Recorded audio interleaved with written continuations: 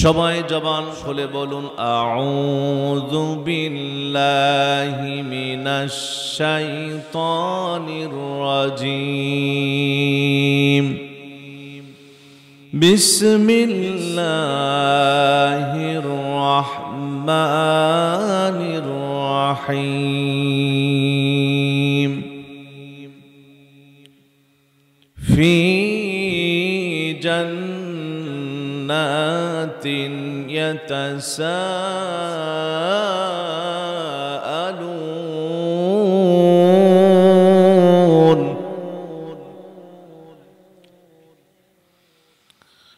আনিল মুজরিমিন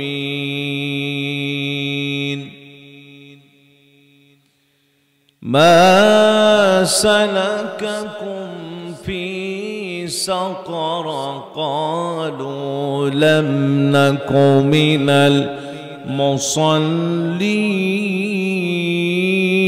المصلين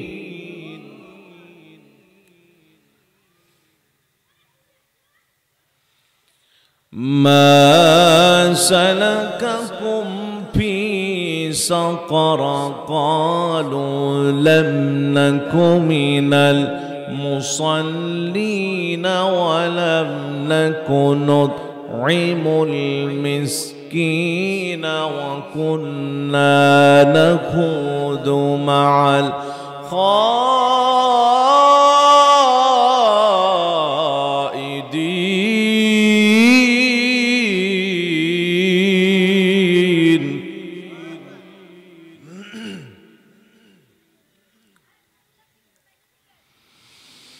وكنا نكذب بيوم الدين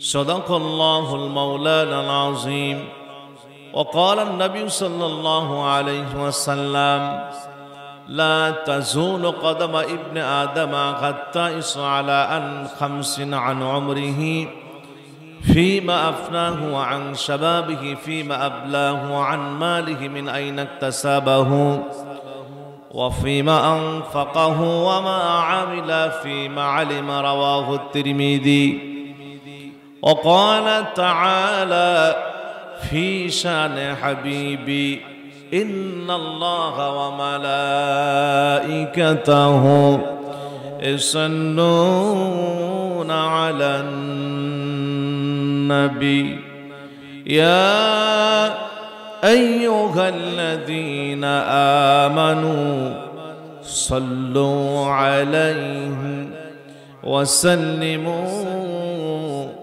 تسليما সবাই درود إبراهيم পড়ি اللهم صل على محمد وعلى آل محمد كما صليت على إبراهيم وعلى آل إبراهيم إنك حميد مجيد اللهم بارك على محمد وعلى آل محمد كما باركت على إبراهيم وعلى آل إبراهيم إنك حميد مجيد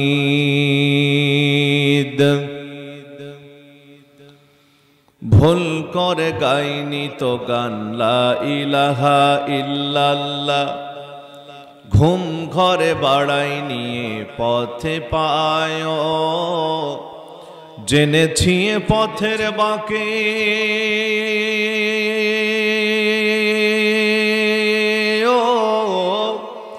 জেনেছি পথের বাঁকে হাজার প্রাণের খুন ঝরেছে এ পথে চলতে গিয়ে কত না পাথর ঘায়ে শহীদের রক্ত বে যোগ যোগ ধরে ভিজবে গা ভুল করে গাইনি তো গান লা ইলাহা ইল্লাল্লাহ হামজার বুক হিন্দায় চিরে কলিজা ছিঁড়ে খায় খাবাবের কত রক্ত চুষেছে জ্বলন্ত কয়লায় হামজার বুক হিন্দায় চিরে কলিজা ছিঁড়ে খায়, খাবাবের কত রক্ত চুষেছে জ্বলন্ত কয়লায়। এ পথে সফেদ কাফন হাজার হাজার শহীদ আছে, এ পথে হাত হারানো পা হারানো গাজী আছে। ও এ পথে সফেদ কাফন হাজার হাজার শহীদ আছে, এ পথে হাত হারানো পা হারানো গাজী আছে। ও শহীদের বুকের মাঝে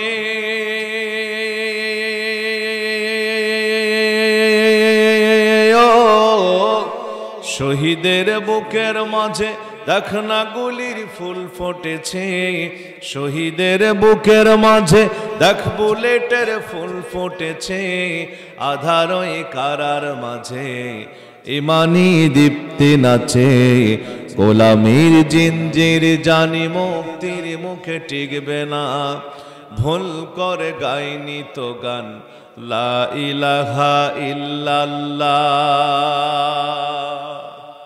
আর আজ নিজের বাড়ি 32 নম্বরে হাত পড়েছে, তাই খুব কান্নাকাটি হচ্ছে, ঠিক কিনা?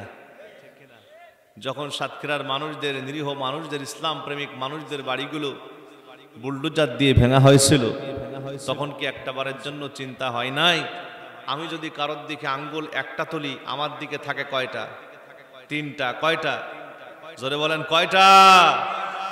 বুঝতে হবে ভাই, সময় সব সময় একদিকে থাকে না, সময় ঘুরে ঘুরে আসে। সময়ের কাঁটা কি এক জায়গায় থাকে? কথা বলেন, আরো জোরে বলেন।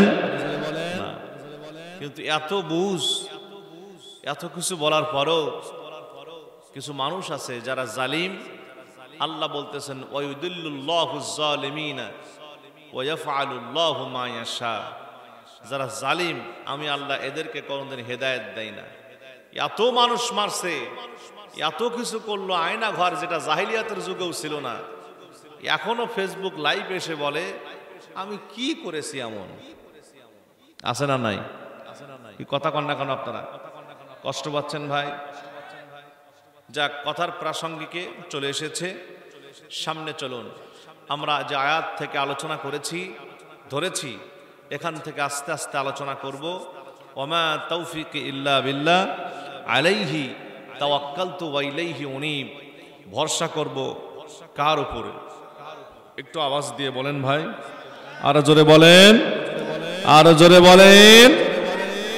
সর্বপ্রথম আসুন প্রশংসা করি সেই মহান আল্লাহ তাআলার দরবারে, যিনি এই পৃথিবীর মধ্য থেকে, এই এলাকার মধ্য থেকে, এতগুলো মানুষদের মধ্য থেকে আমাদেরকে বাছাই করে, যাচাই করে তার এই জান্নাতের বাগিচায়, পার্ট অফ হেভেন যে জায়গাকে বলা হয়, সেখানে আসার এবং বসার তৌফিক আল্লাহ তাআলা দান করেছেন। এজন্য বলি রব্বানা লাকাল হামদ। আমার সঙ্গে সঙ্গে পড়েন, রব্বানা লাকাল হামদ হামদান কাসীরান তাইয়িবান মুবারাকান ফি, মুবারাকান ফি। এতক্ষণ প্রশংসা করলাম কার? আরো জোরে বলুন কার? আরো জোরে চিৎকার দিয়ে বলুন কার? আল্লাহর নাম নিতে ভালো লাগে না? কষ্ট হয়? কষ্ট হয়? আল্লাহর নাম বড় আওয়াজ দিয়ে নিলে আল্লাহ হাড়ের রোগ ভালো করে দেয়। সুবহানাল্লাহ বলেন।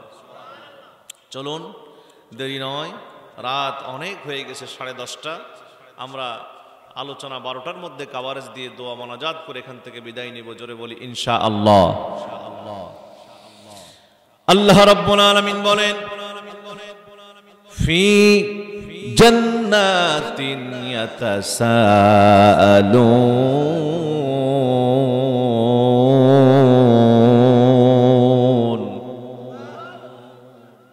আল্লাহর নামটা একটু বড় আওয়াজ দিয়ে নিতে হবে, কারণ আল্লাহ রাব্বুল আলামিন বলছেন ও রব্বাকা ফাকাব্বির, তোমার রবের নাম উচ্চারণ করো সব সময় বড় আওয়াজ দিয়ে। জোরে বলুন আল্লাহু আকবার।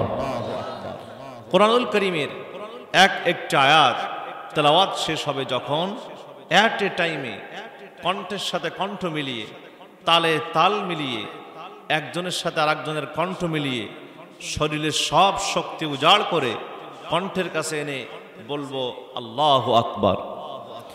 এই কর্মসূচি চলবে ততক্ষণ, আখেরি মোনাজাত হবে না যতক্ষণ। রাজি আছেন কারা কারা? একবার হাত তুলে আল্লাহকে দেখায় দেন তারা তারা। আল্লাহ হাতগুলো কবুল করুন, জোরে বলে আমিন। হাত নামান। প্রিয় ভাইরা আমার, বন্ধুরা আমার, আল্লাহ রাব্বুল আলামিন এই সূরা মুদ্দাসসিরের 40 থেকে 46 নম্বর আয়াত পর্যন্ত তেলাওয়াত করেছি। শুরুতেই এখানে মহান রব্বুল আলামিন জান্নাতীদের কথা বলেছেন। কাদের কথা? জোরে বলেন, কাদের কথা? জান্নাতি হতে চান না একা একা যাবেন? আমাদের সঙ্গে নিবেন না কোনটা? হ্যাঁ, সবাই একসাথে যাবেন। জান্নাতে আমি একা যাব না কো ভাই, তোমাকেও জান্নাতি দলে নিতে চাই। জান্নাতে আমি একা যাব না কো ভাই, তোমাকেও জান্নাতি দলে নিতে চাই। মারহাবা কন। তাহলে আমরা সবাই একসঙ্গে জান্নাতে যাওয়ার চেষ্টা করব। আজকে জানবো জান্নাতি ব্যক্তিদের অল্প কিছু কথা আর জাহান্নামীদের বৈশিষ্ট্য কি। জাহান্নামীদের বৈশিষ্ট্য যদি আমাদের মধ্যে থাকে, এগুলো পরিবর্তন করতে পারলে, পরিহার করতে পারলে আল্লাহ আমাদের জন্য জান্নাত আবশ্যক করে দিবেন। জান্নাত আমাদেরকে হাতছানি দিয়ে ডাকছেন, জোরে কোন সুবহানাল্লাহ। সম্মানিত ভাইরা আমার, বন্ধুরা আমার, আল্লাহ রাব্বুল আলামিন বলেন কোরআনুল কারীমের মধ্যে সুন্দর করে, যে জায়গায় মহান আল্লাহ তাআলা কোরআনে মুমিনদের কথা বলেছেন, তার পাশাপাশি আল্লাহ পাক আবার সাথে সাথে কাফেরদের কথাও বলেছেন। এই কোরআনটাকে আল্লাহ রাব্বুল আলামিন এত সুন্দর করে সাজাচ্ছেন, যেখানে আল্লাহ পাক ইহদিনাস সিরাতাল মুস্তাকিমের কথা বলেছেন, তার পাশে পাশে আবার মহান রব্বুল আলামিন গায়রিল মাগদুবি আলাইহিম দলালার কথা বলেছেন, ভ্রান্ত পথের কথা বলেছেন। আল্লাহ রাব্বুল আলামিন কোরআনুল কারীমের মধ্যে যে জায়গায় জান্নাতের কথা বলেছেন, তার পাশাপাশি আবার আল্লাহ রাব্বুল আলামিন জাহান্নামের কথা বলেছে। মানুষদের জন্য বোধগম্য সুন্দর হয়, মানুষ যেন সুন্দরভাবে বুঝতে পারে কোরআনটা, মানুষের জন্য বোঝার জন্য, সহজ করার জন্য রব্বুল আলামিন কোরআনুল কারীমটা এত সুন্দর করে মানুষের কাছে আল্লাহ পাক নাজিল করেছেন। এবার এদিকে একটু মনোযোগ দেন, চেষ্টা করেন, বোঝার চেষ্টা করতে হবে আপনাকে আমাকে। আল্লাহ পাক শুরুতেই এখানে আয়াতের মধ্যে জান্নাতীদের কথা বলেছেন। জান্নাতি যারা হবে, জান্নাতের মধ্যে, জান্নাতের ব্যালকনিতে বসে, আমরা যেমন পাশাপাশি আজকে বসা আছি সোফার মধ্যে, জান্নাতেরা এরকম বসে একসঙ্গে একে অন্যের সঙ্গে আলাপ করতে থাকবে, খোশ আলাপ করতে থাকবে। আলাপ করতে করতে দুনিয়ার অসংখ্য ভালো ভালো দিকগুলো, কথাগুলো বলতে বলতে হঠাৎ করে নজর চলে যাবে জান্নাতীদের জাহান্নামের দিকে। জাহান্নামে তাকায় দেখবে, জাহান্নামের আগুনের মধ্যে কারো ভাই, কারো ছেলে, কারো স্ত্রী, কারো মেয়ে, কারো আত্মীয় স্বজন, কারো মেয়ে, কারো ছেলে, সবাই জাহান্নামের মধ্যে হাবুডুবু খায়। জান্নাতীরা আর জান্নাতের মধ্যে থাকতে চাইবে না, জান্নাত থেকে নেমে চলে আসবে, এসে জাহান্নামের কাছাকাছি হয়ে যাবে, গেটের কাছে, মেন ফটকের কাছে। ফটকের কাছে দাঁড়ায়া বলবে, জাহান্নামের মেন গেটের দারোয়ান ফেরেশতা যিনি, তার নাম হলো মালিক। নাম কি? জোরে বলেন, নাম কি? মালিককে বলবে, ওই মালিক, আল্লাহর ফেরেশতা, ওই যে আমার স্ত্রী জাহান্নামী হয়েছে, আমার ছেলে জাহান্নামী হয়েছে, আমার মেয়ে জাহান্নামী হয়েছে, কোন অপরাধের কারণে তারা জাহান্নামী হয়েছে? এবার মালিক বলবে, আমি বলতে পারবো না। তাফসীরে জালালাইন শরীফের মধ্যে এসেছে, ও জান্নাতীরা, বরঞ্চ তোমরা তোমাদের আত্মীয় স্বজন যারা আছে ওদেরকেই তোমরা প্রশ্ন করো কোন অপরাধের জন্য তোমরা আজকে জাহান্নামের মধ্যে এসেছো। এবার জান্নাতীরা বলবে আনিল মুজরিমিনা মা সালাকাকুম ফি সাকার। জোরে কন্না আল্লাহু আকবার। আমার বন্ধুরা, আমার মুরব্বিরা, এবার জাহান্নামীরা বলবে চারটি অপরাধের কারণে আজকে আমরা জাহান্নামী হয়ে গেছি। কয়টি অপরাধ? জোরে বলেন, আরো জোরে কোন। ওয়াজ মুখস্থ হবে তো আজকে। এই চারটি অপরাধ আপনাকে আমাকে জীবনে বর্জন করতে হবে আল্লাহর জান্নাতি হতে হলে। চারটি অপরাধের জন্য আমরা জাহান্নামী হয়েছি। জাহান্নামী সকল নারী পুরুষ একসঙ্গে তারা আওয়াজ করে বলবে, এক নাম্বার ওয়ান যে অপরাধ আমাদের ছিল, তারা সেই দিন বলবে ক্বালু লাম নাকু মিনাল মুসাল্লিন।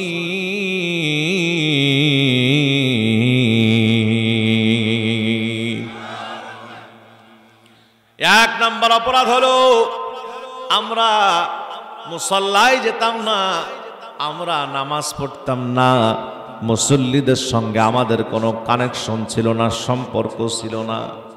আমরা নামাজের কথা বললে পাশ কাটায়া চলে যাইতাম, অনেক সুতা ছাতায় আমরা নামাজ থেকে দূরে থাকতাম, যার জন্য আজকে আমরা জাহান্নামী হয়ে গেছি। তাহলে এবার আওয়াজ তুলে বলুন তো সবাই একসঙ্গে কণ্ঠের সাথে কণ্ঠ মিলিয়ে, নামাজ জান্নাতে যেতে হলে পড়ার দরকার আছে না নাই? আছে কি? আমার ভাইরা, আমার বন্ধুরা, আমার মায়েরা ভালো করে মনোযোগ দিবেন। আল্লাহর নবী সাল্লাল্লাহু আলাইহি ওয়াসাল্লাম বলেন, হাদিসের মধ্যে এসেছে, আরাআইতুম লাউ আন্না নাহরান বিবাবি আহাদিকুম ইয়াকতাসিলু ফীহি কুল্লা ইয়াউমিন খামসান হাল ইয়াবকা মিন দারানিহি শাইউন ক্বালু লা ইয়াবকা মিন দারানিহি শাই ক্বালা কাযালিকা মিসলুস সালাতিল খামসি ইয়ামহুল্লাহু বিহিন্নাল খাতায়া। রাওয়াহুল বুখারী।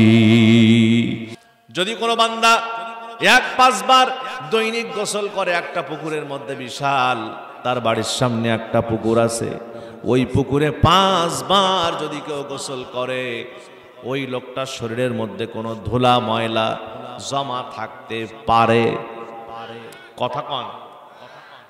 5 বার গোসলের জন্য একজন মানুষের শরীরের মধ্যে যেমন ধুলা ময়লা জমা থাকে না, আল্লাহ রাসূল বলেছেন যদি কোনো বান্দা বান্দি 5 ওয়াক্ত নামাজটা আদায় করতে পারে, ওর আমল নামায় তেমনি কোনো সগীরা গুনাহ জমা থাকতে পারে না।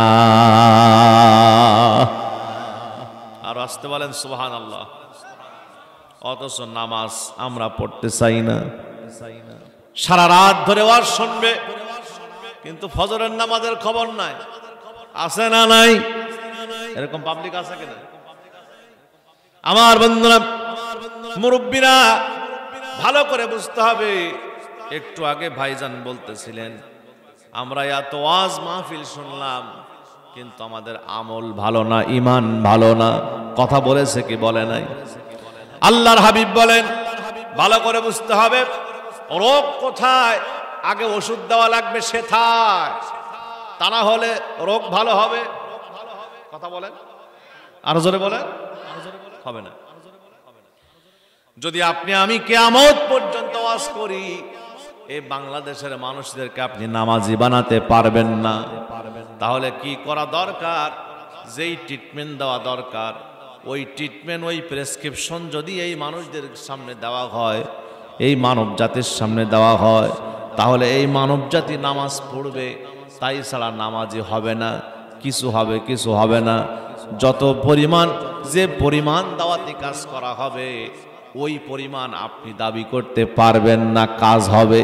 কারণ আমাদের বর্তমান বাংলাদেশে একটা সমস্যা, যেই রোগের ডাক্তার হওয়া দরকার সেই রোগের ডাক্তার খুঁজে পাওয়া যায় না। কথা কন ঠিক কিনা?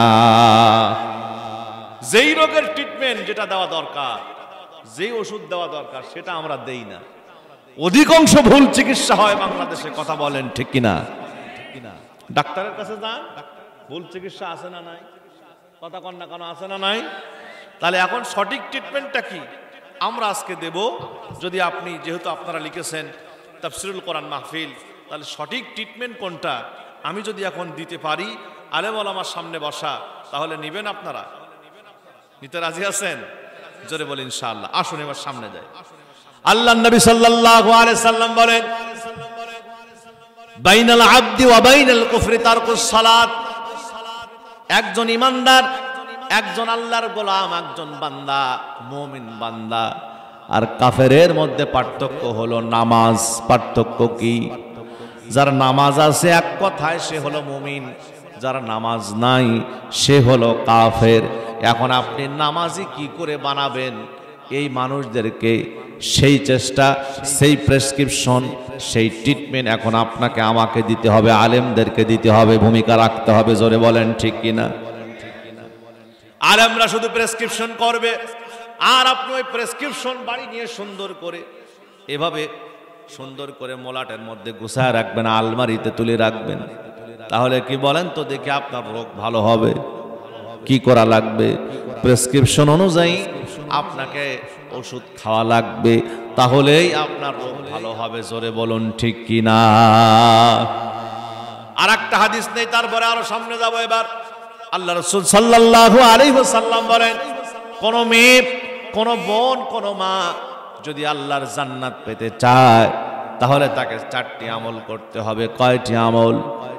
জোরে কোন, আরো জোরে কোন। আল মারওয়াতু ইযা সাল্লাত খামসাহা ওয়া সামাত শাহরাহা ওয়া তাআত বা'লাহা ওয়া আহসানাত ফারজাহা ফালতাদখুল মিন আইয়াবওয়াবিল জান্নাতি শাদ। এক নাম্বার আমল দেখেন, 4টা আমলের মধ্যে সর্বপ্রথম নবী যেটা বলেছেন সেটা হলো 5 ওয়াক্ত নামাজ মা বোনদেরকে পড়া লাগবে। সুবহানাল্লাহ। 2 নাম্বার আমল হলো মেয়েদের জন্য, একটু বলে নেই, কষ্ট হচ্ছে আপনাদের? হ্যাঁ, এদিক ওদিক তাকানো যাবে না, সোজা আমার দিকে তাকান, মনোযোগ সোজা আমার দিকে দেন। আমি বলেছি 12টার মধ্যে আলোচনা শেষ করব, ঝড়ের গতিতে আগাচ্ছি সামনের দিকে। আমার কথা শুনে আপনারা বুঝতে পারতেছেন। প্রিয় ভাইরা আমার, বন্ধুরা আমার, 2 নম্বর মেয়েদের সম্পর্কে রাসূল আমার বলেন, ওয়া সামাত শাহরাহা, সামনে রমজান মাস 28 তারিখ থেকে সম্ভবত তারাবি শুরু হবে, প্রথম তারাবি। এখানে মেয়েদেরকে নামাজের পাশাপাশি রোজা রাখতে হবে 1টি মাস। 3 নম্বর, ওয়া তাআত বা'লাহা, স্বামীর আনুগত্য করা লাগবে, স্বামীর কথা মানা লাগবে, স্বামীকে অনুসরণ করা লাগবে। কার নির্দেশ? মুহাম্মদ সাল্লাল্লাহু, জোরে কোন, জোরে কোন, জোরে কোন। 4 নম্বর, ওয়া আহসানাত ফারজাহা, নিজের সতীত্ব, নিজের চরিত্র হেফাজত করা লাগবে। আপনার সতীত্ব, আপনার দেহ, আপনার চরিত্র, এটা হলো আপনার স্বামীর হক। স্বামী ছাড়া অন্য কারো আপনার শরীরে স্পর্শ করতে দেওয়া যাবে? আরো জোরে কোন।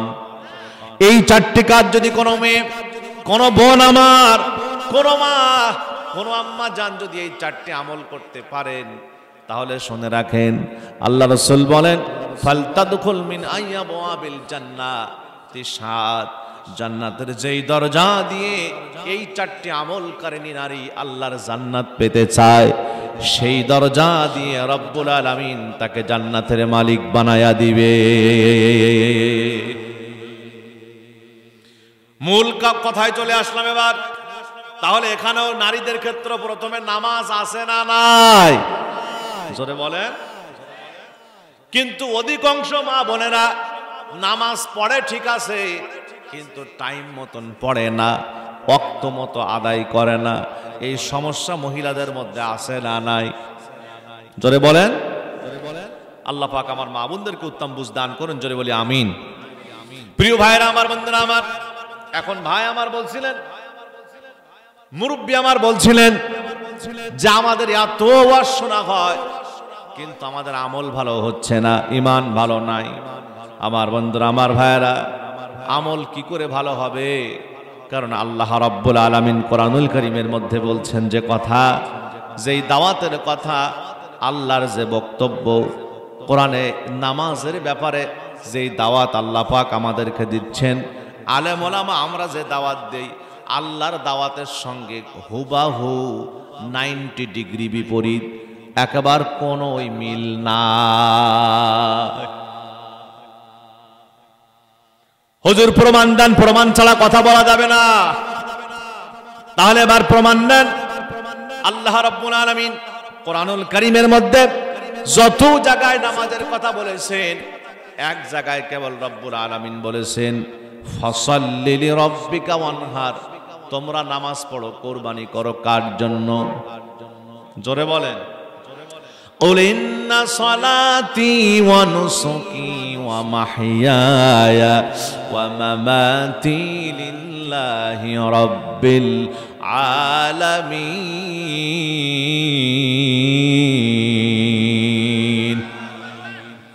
আল্লাহ রাব্বুল আলামিন বলেন, বান্দারে তুমি নামাজ পড়ো, কুরবানি করো কার জন্য? জোরে বলেন। সূরা কাউসারের মধ্যে আল্লাহ যে নামাজের কথা বলেছেন, এই নামাজ অধিকাংশ জমহুরুল মুফাসসিরিন ওয়াল মুহাদ্দিসিনের মতে হলো এই নামাজ মানে নফল নামাজ, রাতের বেলা দাঁড়ায়া দাঁড়ায়া তাহাজ্জুদের নামাজ। আমার নবীজি যেটা আদায় করতেন, পা ফুলে যেত নবীজির আমার, এমন দীর্ঘ সেজদা আল্লাহ রাসূল দিতেন। মা আয়েশা মাঝে মাঝে এরকম চিম দিতেন। নবীজি যদি একটু নড়াচড়া করতেন, আয়েশা বুঝতেন এখনো নবীজি জীবিত আছেন। সুবহানাল্লাহ বলেন। প্রিয় বন্ধুরা আমার, আর বাতি যত জায়গায় আল্লাহ পাক নামাজের ব্যাপারে বয়ান করেছেন কোরআনুল কারীমে, ৮২ বলেন ৮১ বলেন, সব জায়গায় রব্বুল আলামিন বলেছেন আকামুস সালাত, আকামুস সালাত, আকামুস সালাত, নামাজটা কায়েম করো, নামাজটা কায়েম করো। অর্থাৎ আইন করে তোমরা নামাজ সমাজের মধ্যে প্রতিষ্ঠা করো। এটা পড়তে বলার জিনিস না, কি করার জিনিস? কথা বলেন, আমার কথা বুঝতেছেন মুরব্বীরা? এটা হলো আইন করে প্রতিষ্ঠা করার জিনিস। এখন আইন করবে কোথার থেকে? আইন প্রণয়ন হয় কোথায়? কথা কন, মোবাইলগুলো বন্ধ করেন। কোথায়? সংসদে। হ্যাঁ, সংসদীয় সদস্য যারা, তারাই আইন প্রণয়ন করেন। জোরে বলেন ঠিক কিনা? আমার বন্ধুরা, আমার মুরব্বীরা, আল্লাহ রাব্বুল আলামিন কোরআনুল কারীমের মধ্যে সুন্দর করে শুরুতেই বলেছেন, যখন একজন সরকার প্রতিষ্ঠা হবে, যখন একজন দেশের প্রধান দায়িত্ব যিনি গ্রহণ করবেন, প্রধানমন্ত্রী যখন হবে, তার কাজটা কি? আল্লাহ রাব্বুল আলামিন সূরা হজ্জের ৪১ নম্বর আয়াতের মধ্যে বলেন, আল্লাযীনা ইম্মাক্কান্নাহুম ফিল আরদি আকামুস সালাতা ওয়া আতাউস যাকাতা ওয়া আমারু বিল মা'রুফি ওয়া নাহাউ আনিল মুনকার ওয়া লিল্লাহি আকিবাতুল উমুর। আস্তে কোন আল্লাহু আকবার। আল্লাহ রাব্বুল আলামিন বলেন, যখন কোন রাষ্ট্রের কোন মানুষ দায়িত্ব গ্রহণ করবে, প্রথম কাজ হলো আকামুস সালাত। সংসদ অধিবেশন যেদিন শুরু হবে, ওই দিন সংসদে ঢোকার সঙ্গে সঙ্গে ১৫১ ৩০০ সদস্য নিয়ে ১৫১-র বেশি সদস্যরা হাত তুলে বলবে, আগামীকাল থেকে ১২ বছর থেকে নিয়ে বৃদ্ধ বয়স পর্যন্ত যাদের হুঁশ আছে, যদি নামাজ কাজা করে এক ওয়াক্ত, একটা বেতের বাড়ি পিছন বরাবর ১০০০ টাকা জরিমানা। এ আইন যদি পাশ হয়, এই ফজরের নামাজে আপনি এক জামাতে কোনোদিন নামাজ ইমাম সাহেব শেষ করতে পারবে না। প্রত্যেক মসজিদে ফজরের নামাজ কমপক্ষে ২ থেকে ৩টা জামাত করা লাগবে। আল্লাহ জানে আমার বান্দা টাইট কিসে, আইনের কাছে বান্দা টাইট। জোরে কোন ঠিক কিনা? আমার বন্ধুরা, আপনারা কি কখনো এই আয়াতটা নিয়ে গবেষণা করেছেন? সাধারণ মানুষ যারা, আলেম ওলামা যারা, কোনদিন কি ভেবেছেন আল্লাহ এ কথা আগে কেন বললেন একজন রাষ্ট্রের প্রধানকে? নামাজের কথা আগে কেন বললেন? এত কথা দুনিয়ায় থাকতে, দুনিয়ায় তো ছিল দুর্নীতি চলতেছে, এখন দুর্নীতি বন্ধ করো। রাষ্ট্রের প্রধান চেয়ারে বসার সঙ্গে সঙ্গে আল্লাহ তো বলতে পারতেন অপহরণ চলছে, এখন ছিনতাই চলছে, এখন তোমরা ক্ষমতা চেয়ারে বসার সঙ্গে সঙ্গে আগে ছিনতাই বন্ধ করো। আল্লাহ তো বলতে পারতেন ক্ষমতার চেয়ারে একজন আমার গোলাপ বসার সঙ্গে সঙ্গে তার আগে দায়িত্ব হলো ধর্ষণ বন্ধ করা। আল্লাহ সে কথা বললেন না। আমার আল্লাহ তো বলতে পারতেন ক্ষমতার চেয়ারে যাওয়ার সঙ্গে সঙ্গে সুদ মুক্ত সমাজ তৈরি করা, গঠন করা। আমার আল্লাহ সে কথা বললেন না। আমার আল্লাহ তো বলতে পারতেন সমাজের মানুষ তোমরা যখন ক্ষমতার চেয়ার হাতে পাবে, দেশের চেয়ার, রাষ্ট্রের চেয়ারে যখন যাবে, শুরুতেই তোমরা কি করবা? সমাজটাকে মাদক নির্মূল একটা সমাজ তোমরা উপহার দেবা। আমার আল্লাহ সে কথা বললেন না। শুরুতে কেন আল্লাহ নামাজের কথা বললেন? প্রশ্ন আছে না? না। এবার আনসারটা নিয়ে নেন। কারণ নামাজ এমনই একটা ইবাদত, বান্দে যদি নামাজি হয়, নারী পুরুষ যদি নামাজি হয়ে যায়, আল্লাহওয়ালা হয়ে যায়, মুত্তাকি হয়ে যায়, পরেজগার হয়ে যায়, নামাজি বান্দা বান্দির প্রকৃত নামাজি ওয়ালার দ্বারা, নামাজি ব্যক্তির দ্বারা কোনোদিন ঘুষ খাওয়া সম্ভব না, ধর্ষণ করা সম্ভব না, সুদ খাওয়া সম্ভব না।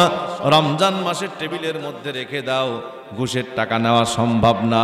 আমার ভাইয়েরা, রমজান মাসে শুধু না, অন্য সময়ও জিনা ব্যভিচার করা সম্ভব না। জোরে বলেন ঠিক কিনা? আল্লাহ রাব্বুল আলামিন বলেন, ইন্নাস সালাতা তানহা আনিল ফাহশাই ওয়াল মুনকার। নিশ্চয় নামাজ সমস্ত অন্যায় অশ্লীল কাজ থেকে মানুষদেরকে দূরে রাখে। তাহলে আগে দরকার সমাজের মধ্যে নামাজ আইন করে পাশ করে দেওয়া। ওই নামাজ পড়ো পড়ো পড়ো, মিষ্টি মিষ্টি কথায় বান্দা বান্দি নামাজি হবে না। জোরে কোন ঠিক কিনা? এটাই হলো আসল ট্রিটমেন্ট, প্রেসক্রিপশন। এখন ওই কথা হলো, নামাজ যারা প্রণয়ন করবে, আইন করবে, ওই সংসদ সদস্য যারা হবেন, তারা কি বেনামাজি হলে নামাজের পক্ষে হাত তুলবে, না নামাজি হলে নামাজের পক্ষে হাত তুলবে? কথা বুঝতেছেন আপনারা? এদিকে তাকান। সংসদে যারা যাবে, এরা যদি নামাজি হয়, তাহলেই তো নামাজের পক্ষে বিল পাস করবে। কথা কন ঠিক কিনা? আর যদি বেনামাজি হয়, দাঁড়াই সেন্টেনে ব্রাশ ফায়ার করে পেশাব করা লোক হয়, তাহলে এই জিনিস, এই মাল, ও কি আর নামাজের পক্ষে হাত তুলবে? ভাই কথা কন, আরো জোরে কথা বলেন। তাহলে এবার আপনারা সিদ্ধান্ত নেন। শুধু মুখে মুখে উলট পালট কথা বললে হবে না, ওয়াজ করলে হবে না, সোজা সাপটা ওয়াজ করতে হবে। কোরআন হাদিসের ব্যাখ্যা সুন্দর করে বলতে হবে, জাতির সামনে বের করতে হবে। এই জাতিকে যদি আপনি অন্ধকার থেকে মুক্ত করতে চান, আলোর দিশা দিতে চান, তাহলে এই মহান সংসদে যাদেরকে পাঠাবেন, ধরে ধরে নামাজি ওলাদেরকে ভোট দিয়ে পাঠাতে হবে। জোরে বলেন ঠিক কিনা? কথা খারাপ লাগলো এবার? হ্যাঁ, সম্মানিত ভাইরা আমার, বন্ধুরা আমার, জাহান্নামী যারা হবেন, এবার জাহান্নামীদের মধ্য থেকে জাহান্নামীরা বলবে, 2 নম্বর অপরাধ হলো আমাদের। 1 নম্বর অপরাধ চলে গেছে, সেটা হলো আমরা নামাজ পড়তাম না। কি পড়তাম না? তাহলে নামাজ পড়ার দরকার আছে না নাই? পড়তে সবাই রাজি আছেন? কারা কারা হাত তোলেন সবাই একটু দেখি। লিল্লাহে তাকবীর, লিল্লাহে তাকবীর। হাত নামান। সালাত কায়েম করো, সালাত কায়েম করো, হবে সম্মানিত তুমি, হবে জান্নাতি তুমি, হবে সম্মানিত তুমি, হবে জান্নাতি তুমি। দিবে কাল হাসরে শীতল ছায়া আরশে আজিম। রব্বি আলালা, রব্বি আলাজিম, রব্বি আলালা, রব্বি আলাজিম। সালাত কায়েম করো, সালাত কায়েম করো। মারহাবা কোন? আর জোরে বলেন মারহাবা। আমার ভাইরা, আমার বন্ধুরা, আমার মায়েরা, জাহান্নামীরা বলবে, ও জান্নাতীরা, আমাদের 2 নম্বর অপরাধ হলো ওয়ালাম নাকুনু তুইমুল মিসকিন। আমরা মিসকিনদেরকে খানা খাওয়াতাম না। এই আয়াতের তাফসীরের মধ্যে দেখলাম, তার মানে আমরা যাকাত দিতাম না। যাকাতের মধ্যে, অর্থের মধ্যে মিসকিনের হক আছে না নাই? আমরা ওসর আদায় করতাম না। ওসরের মধ্যে ফকির মিসকিন অসহায় যারা, ওদের হক আছে না নাই? আরো জোরে কন। এই হক আমরা আদায় করতাম না, যার জন্য আজকে আমরা জাহান্নামী হয়ে গেছি। তারা বলবে সেই দিন কিয়ামতের দিন জাহান্নামের অবস্থা, জাহান্নামীরা বলবে জান্নাতীদেরকে, আমরা কি করতাম না, আমরা সদকা আদায় করতাম না, সদকা দিতাম না, আমরা মানুষদেরকে মেহমানদারি করতাম না, অসহায় যারা মিসকিন যারা তাদেরকে খাওয়াতাম না, যার জন্য আজকে আমরা জাহান্নামী হয়ে গেছি। তাহলে বলুন তো আওয়াজ করে এখন এখানে আছেন যারা, সম্পদ হলে যাকাত আদায় করার দরকার আছে না নাই? যাকাত শব্দের অর্থ হলো, যাকাত মানে পবিত্র হওয়া, যাকাত মানে বেড়ে যাওয়া, যাকাত মানে হলো বৃদ্ধি হওয়া। অধিকাংশ মানুষ ধরা খাবে অসহায় মিসকিনদের হক ফাঁকি দেওয়ার কারণে।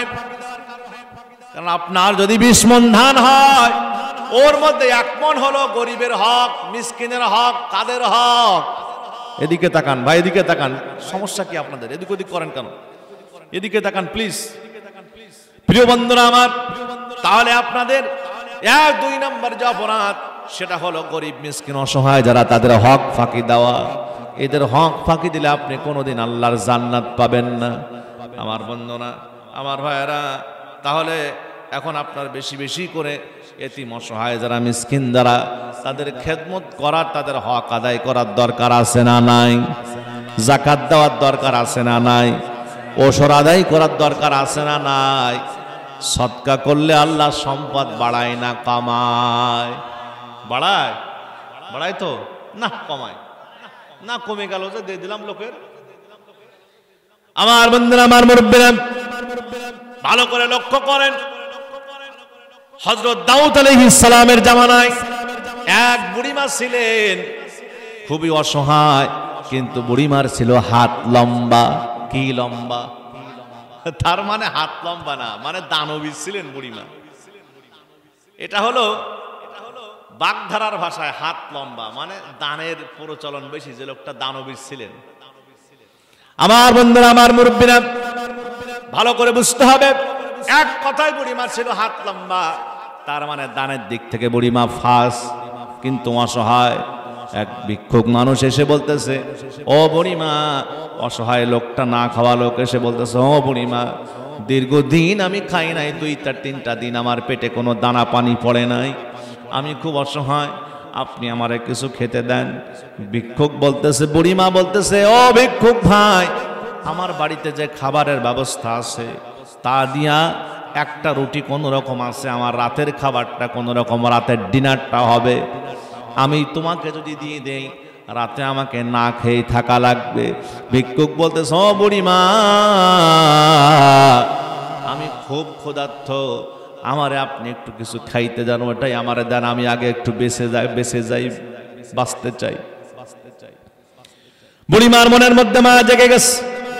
বুড়িমার সঙ্গে সঙ্গে ওই একটা খেজুর, একটা আটার যে একটা সুন্দর প্যাকেট পোটলা ছিল, আটার একটা দোলা ছিল, ওই রুটি তৈরি করার জন্য যেটা রেখে দিয়েছিল 1 টুকরো আটা, ওই আটা দিয়ে সুন্দর করে রুটি বানায়া একটা রুটি ভিক্ষুককে দান করেছে। খাওয়ার পরে ভিক্ষুক বলতেছে, ও বুড়িমা, এখনো কিন্তু আমার ক্ষুধা মেটে নাই। বলে, তাহলে কি করা লাগবে? বলছে, আপনার বাড়ি কি আর কোনো খাবারের ব্যবস্থা নাই? বলছে, আছে, যেটা সেটা এখনো খাওয়ার উপযোগী না, কিছু গম আছে আমার বাড়িতে, পিষে আনা লাগবে, এখনো পিষানো নাই, তারপরে খামির বানাতে হবে, তারপরে রুটি বানায় দিলে তুমি খেতে পারবে। আল্লাহর গোলাম, আল্লাহর বান্দা বলছে, বুড়িমা, আপনি এটা করেন, তাড়াতাড়ি করে পিষে আনেন, আমার পেটের ক্ষুধা এখনো মিটে নাই, অনেক পেটে ক্ষুধা, আপনার বাড়ি আমি পাহারা দিচ্ছি। জোরে বলেন সুবহানাল্লাহ। আপনারা বলবেন, হুজুর এসব কি কিসসা কাহিনী? সঠিক বাস্তব কথা, কসাসুল কোরআন থেকে বলছে। ইবনে কাসির রাহিমাহুল্লাহর লেখা, দাউদ আলাইহিস সালামের জীবনের মধ্যে আলেম ওলামা যারা আছেন তারা খুঁজে দেখে নেন, বুড়িমার ঘটনা কাহিনীর বলে লেখা আছে ওখানে। বুড়িমা সদকা করেছিল, বুড়িমার সেই ঘটনা আমি আপনাদেরকে এজন্য শোনাতে চাই, আপনাদেরকে চাই আমি, আপনার যাকাতে উদ্বুদ্ধ হন, আপনারা ওসরে উদ্বুদ্ধ হন, আপনারা সাদাকার জন্য উদ্বুদ্ধ হন, কারণ আপনারা জাহান্নাম থেকে বেঁচে জান্নাতের দিকে আগান, এটাই আমি চাই। কোরআন হাদিসের চশমা পরে আমি যেটা, কোনটা ভালো কোনটা মন্দ, সেই জন্যে আজকের আমার এই বুড়িমার কথাটা টেনে আনা। অসন্তুষ্ট আপনারা? এবার বুড়িমা সঙ্গে সঙ্গে চলে গেলেন, আটার প্যাকেটটা কাঁধের মধ্যে নিয়ে পিষে আনার জন্য চলে গেছেন বুড়িমা। নদীর ধারে বাস করতেন বুড়িমা, সমুদ্রের কিনারায় বাস করতেন বুড়িমা। পিষে যখন আসতেছে কাঁধে করে নিয়া, হঠাৎ করে বাতাস এসে বুড়িমার কাঁধ থেকে আটার প্যাকেট উড়াই নিয়া চলে গেছে সমুদ্রের মধ্যে, নিয়ে ফেলেছে আটার প্যাকেট। সেই সময়ের রাষ্ট্রের প্রধান হলো হযরত দাউদ আলাইহিস সালাম। বুড়িমা এক দৌড়ে আস্তে আস্তে হাঁটি হাঁটি পা পা করে মাজা কুজা হয়ে গেছে। বুড়িমা চলে গেলেন দাউদ নবীর দরবারে, যে বলতেছেন হুজুর আটার প্যাকেট উড়াই নিয়ে গেছে বাতাস, বাতাসের বিচার করা লাগবে হুজুর, বিচার চাই, বিচার চাই। জোরে বলেন মারহাবা। চিন্তা করেন কি এক রাষ্ট্র তারা গঠন করেছিলেন সে সময়। আটার প্যাকেট বাতাস নিয়ে গেছে, তারও বিচার চায়। আর আমার বাংলাদেশে হাজার হাজার ছাত্র ছাত্রী দিবালোকে গুলি করে পশু পাখির মতো সামনে রাজপথে মেরে দেওয়া হয়, আজ পর্যন্ত কোনো বিচার হয় নাই। জোরে কোন ঠিক কিনা? আর আওয়াজ দিয়ে বলেন ঠিক কিনা? এর বিচার হোক আপনারা চান কি চান না? কারা কারা চান হাত তুলে দেখায় না।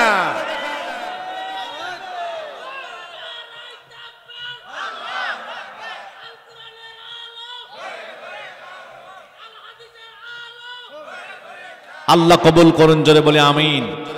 আর জোরে বলেন আল্লাহুম্মা আমিন। প্রিয় ভাইরা আমার, বন্ধুরা আমার, ভালো করে বুঝতে হবে আমার কথাগুলা। আমার দেশে অবস্থা কি আর সে সময়ের অবস্থা কি ছিল। একটা আটার প্যাকেট চলে গেছে, বাতাস নিয়ে গেছে, তাই বাতাসের বিরুদ্ধে জিডি করা হয়, রাষ্ট্রের প্রধান যিনি তার কাছে অভিযোগ করা হয়।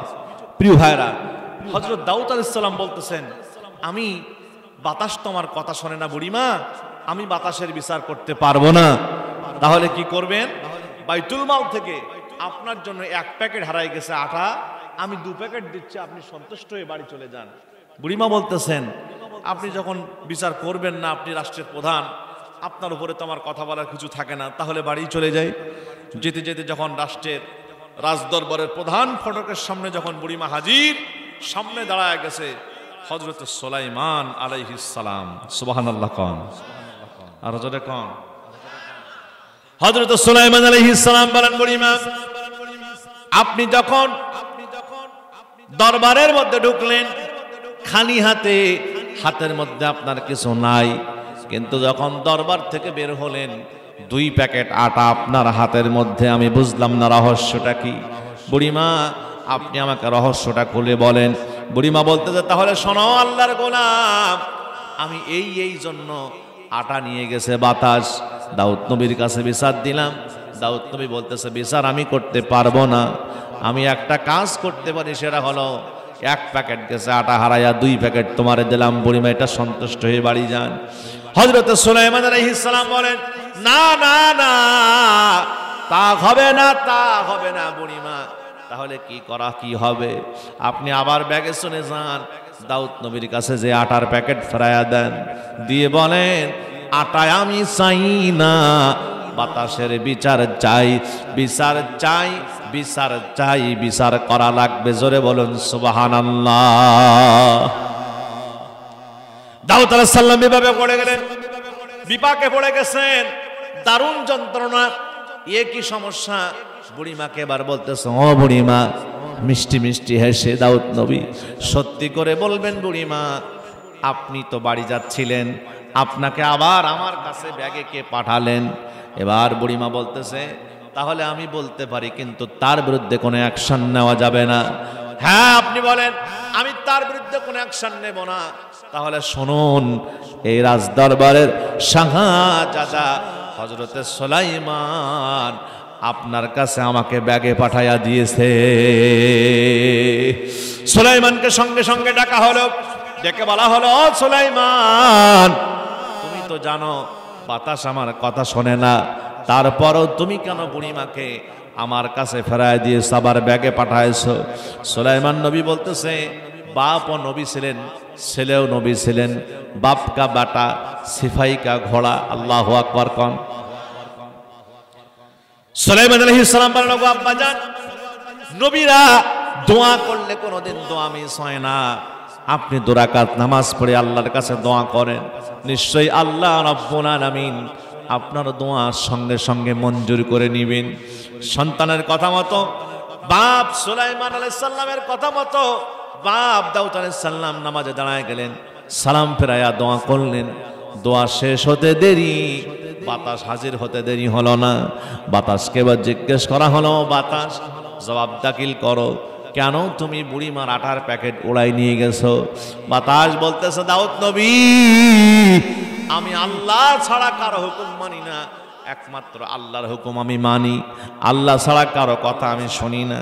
ওই যে দেখা যায় বিশাল সমুদ্রকে আপনি দেখতে পান? বলে হ্যাঁ দেখা যায়। ওই সমুদ্রের মধ্যে একটা জাহাজ আস্তে আস্তে কিনারার দিকে আসতেছে, এটাও কি দেখা যায়? বলে হ্যাঁ দেখা যায়।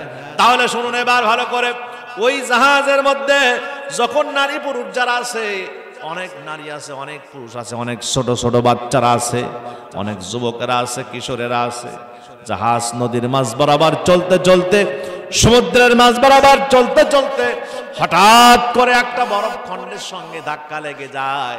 ধাক্কা লাগার সঙ্গে সঙ্গে তলদেশ জাহাজের ছিদ্র হয়ে যায়, জাহাজের মধ্যে পানি উঠতে থাকে। আর জাহাজের নারী পুরুষেরা আল্লাহর কাছে কান্নাকাটি করে বলতে থাকে, আয় আল্লাহ, যদি আজকে জানে বেঁচে যায়, আজকে তুমি তো হায়াতের মালিক, তুমি তো মাউতের মালিক, হায়াত মাউতের একমাত্র মালিক যিনি, তিনি কে?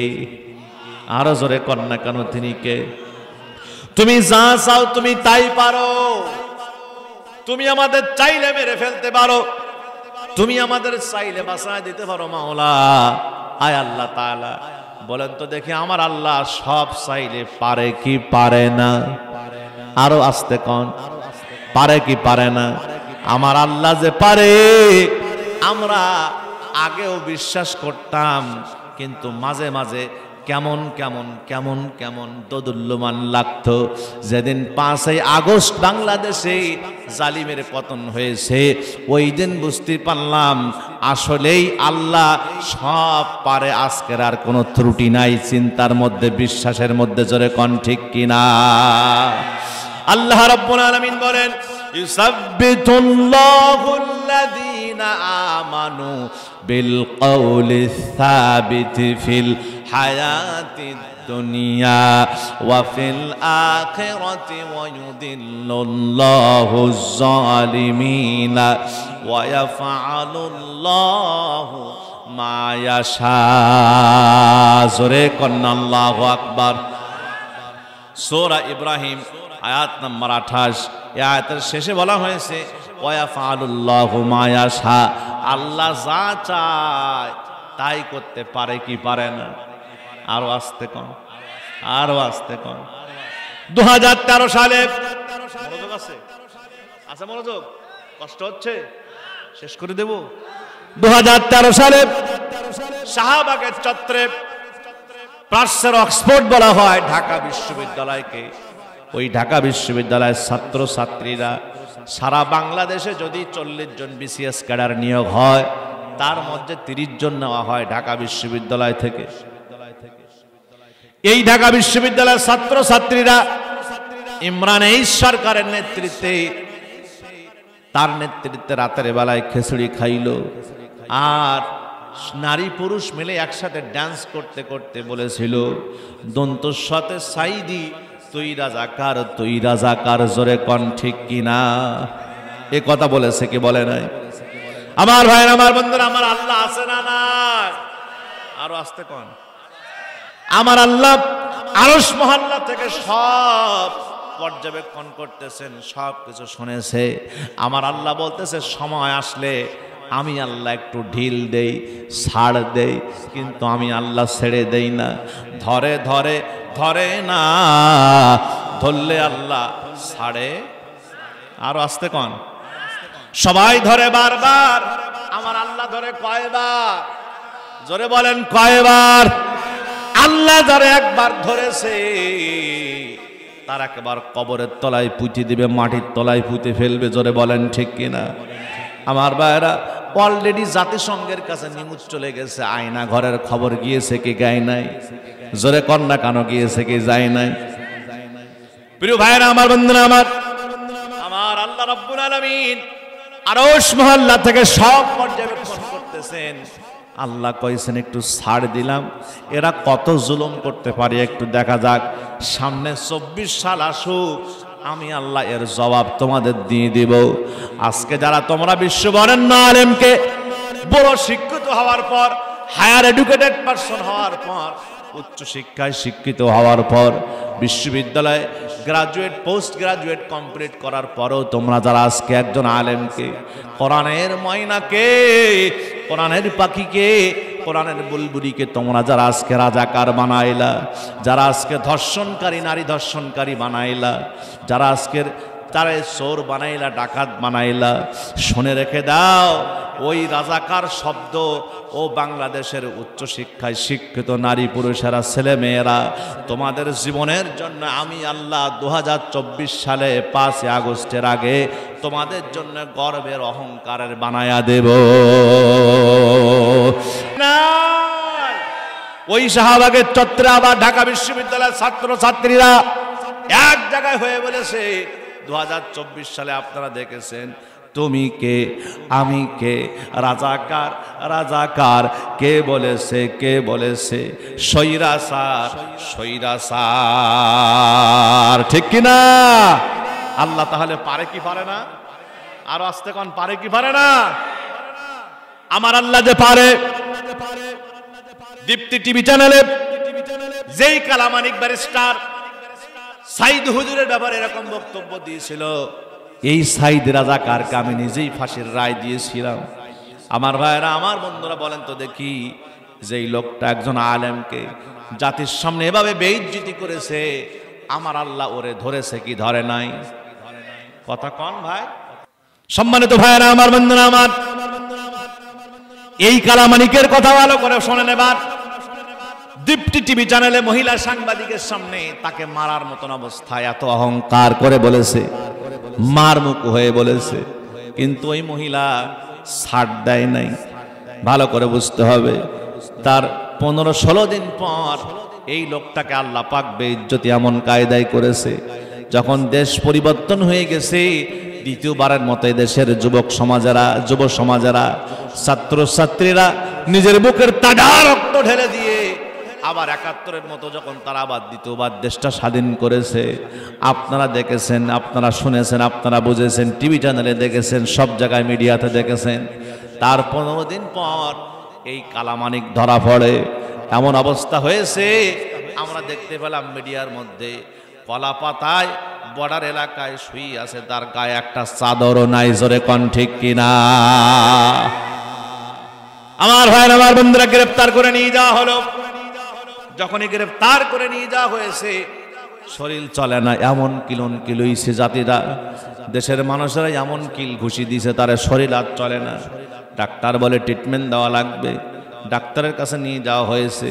ডাক্তারের কাছ থেকে যখন বের করা হয়, ডাক্তার জেনে বুঝে এবার রেজাল্ট দিচ্ছে, বলতেছে এমন কিলন তার অন্ডকোষ বরাবর কিলানো হয়েছে। ডাক্তার বলতেছে মানুষের বিচি থাকে দুটা, ওর যে দুটা না কয়টা, একটা বোঝা বড় কষ্ট করে, এত কিল তার পড়েছে ওই জায়গা বরাবর। এই সমস্যা আছে না নাই? কথা কন, আরো জোরে বলে। তাহলে আলেমদের সঙ্গে যে বেয়াদবি করে, কোরআনের সঙ্গে যে বেয়াদবি করে, ইসলামের সঙ্গে যারা গাদ্দারি করে, বেয়াদবি করে, আমার আল্লাহ একটু ঢিল দেয়, ছাড় দেয়, কিন্তু আল্লাহ ছেড়ে দেয় না। জোরে বলেন ঠিক কিনা? সম্মানিত বন্ধুরা, আমার ভাইয়েরা, আমার সামনে আগালাম। এবার বুড়িমার দাউদ আলাইহিস সালামের জামানায় বাতাস বলতেছে, হুজুর তাকায় দেখেন ওই জায়গায় জাহাজটা আস্তে আস্তে কিনারার দিকে চলে আসতেছে। দাউদ নবী বলে, হ্যাঁ তুমি এবার যেতে পারো। বাতাস চলে গেল জবাব দাখিল করে। এবার কিছুক্ষণ পর জাহাজের লোকেরা সবাই দাউদ নবীর কাছে হাজির হয়ে গেল। সম্পদ যা ছিল তারা মান্যত করেছিল, আল্লাহ জানে যদি বেঁচে যায় জাহাজের সব সম্পদ দিয়ে কি করব, আমরা আল্লাহর পথে সদকা করে দিব। চিৎকার দিয়ে বলেন সুবহানাল্লাহ। সব সম্পদ দাউদ নবীর সামনে পায়ের কাছে হাজির করেছে জাহাজের নারী পুরুষেরা সবাই। নবী বলতেছে বুড়িমা সব সম্পদ রাষ্ট্রের বাইতুল মালে রাখবো না, আপনার এক পোটনা আটার জন্য যেহেতু এত জাহাজ পরিমাণ সম্পদ বাইতুল মালে আজ জমা হয়েছে, অর্ধেক দেব আপনার আর অর্ধেক রাখবো এলাকার দুস্থ অসহায় যারা গরিব যারা মানুষ যারা তাদের জন্য মিসকিন যারা তাদের জন্য রেখে দেব, তাদের দুয়ারে দুয়ারে এই অর্থটা আমি পৌঁছায়া দিব। আমার ভাইয়েরা বলুন তো দেখি, আটার রুটি খাদ্য দান করেছিল কয়টা? জোরে কোন কয়টা? আটার প্যাকেট বাতাস উড়াই নিয়ে গেছে কয়টা? বুড়িমা সম্পদ পেলেন কতগুলা? অর্ধেক জাহাজ পরিমাণ কতগুলা? আল্লাহ রাব্বুল আলামিন কোরআনে বলেন মান জাআ বিল হাসানাতি ফালাহু আশরু আমসালিহা। আল্লাহ রাব্বুল আলামিন কুরআনুল কারীম আর এক জায়গায় বলেন সূরা আনআম আয়াত নাম্বার 60 ওয়া মা তুনফিকু মিন শাইইন ফি সাবিলিল্লাহি ইওয়াফা ইলাইকুম ওয়া আনতুম লা তুজলামুন। ওয়াও মানে অথবা, মা মানে যা, তুনফিকু তোমরা ব্যয় করো, মিন শাইইন কোন কিছু থেকে, ফি সাবিলিল্লাহ আল্লাহর পথে, ইওয়াফা ইলাইকুম আল্লাহর সঙ্গে সঙ্গে ওটা তোমার প্রতিদান তোমাকে ফেরাইয়া দেয়। আল্লাহু আকবার কোন। ওয়া আনতুম লা তুজলামুন আমার আল্লাহ তোমাদের সঙ্গে কখনো আমার আল্লাহ কখনো জুলুম করে না, আমার আল্লাহ কোনোদিন জালেম নয়। আমার আল্লাহ বলতেছে আমি তোমাদের সঙ্গে মোটেও জুলুম করি না, যার হক যার প্রতিদান আমি আল্লাহ রাব্বুল আলামিন সঙ্গে সঙ্গে ফেরায়া দেয়। চিৎকার মেরে বলেন সুবহানাল্লাহ। আমার বন্ধুরা আমার ভাইরা, আল্লাহ আগের আয়াতে আমি যেটা তেলাওয়াত করেছি ওটার অর্থ হলো এই, বান্দা যদি একটা ভালো কাজ করে মান জাআ বিল হাসানাতি ফালাহু আশরাম সালিহা, তাহলে আল্লাহ ওটাকে বাড়াইয়া 10 গুণ করে দেয়। বুড়িমা যে ভালো কাজটা করেছে আমার আল্লাহ সেই কাজটাকে বাড়াইয়া 10 গুণ করে দিয়েছে কি দেয় নাই? আরো জোরে কোন দিয়েছে কি দেয় নাই? দান যা করেছে আল্লাহর পথে সাথে সাথে তার ফিডব্যাক সেই পরিমাণ জিনিস তার চাইতে বেশি সম্পদ বুড়িমাকে আল্লাহ দিয়েছে কি দেয় নাই? তাহলে জাহান্নামী যারা হবে তারা বলবে আমরা যাকাত দিতাম না, আমরা ওসর দিতাম না, আমরা দান সদকা করতাম না, আমরা মিসকিন অসহায় যারা এদেরকে মেহমানদারি করাতাম না। অথচ আল্লাহর হাবিবের কাছে একজন সাহাবী যায় বললেন ইয়া রাসূলুল্লাহ ইয়া হাবিবাল্লাহ, একটু আমাদেরকে শোনায় দেন সবচেয়ে ইসলামের মধ্যে কোন কাজটি ভালো? আইয়ুল ইসলামি খায়রুন? ক্বালান নবী সাল্লাল্লাহু আলাইহি ওয়াসাল্লাম তুতঈমুত তাআমা ওয়া তাকরাউস সালামা আলা মান আরাফতা মান লাম তারিফ। রাওয়াহুল বুখারী। নবীজি আমার বলেন দুইটা কাজ ইসলামের মধ্যে উত্তম।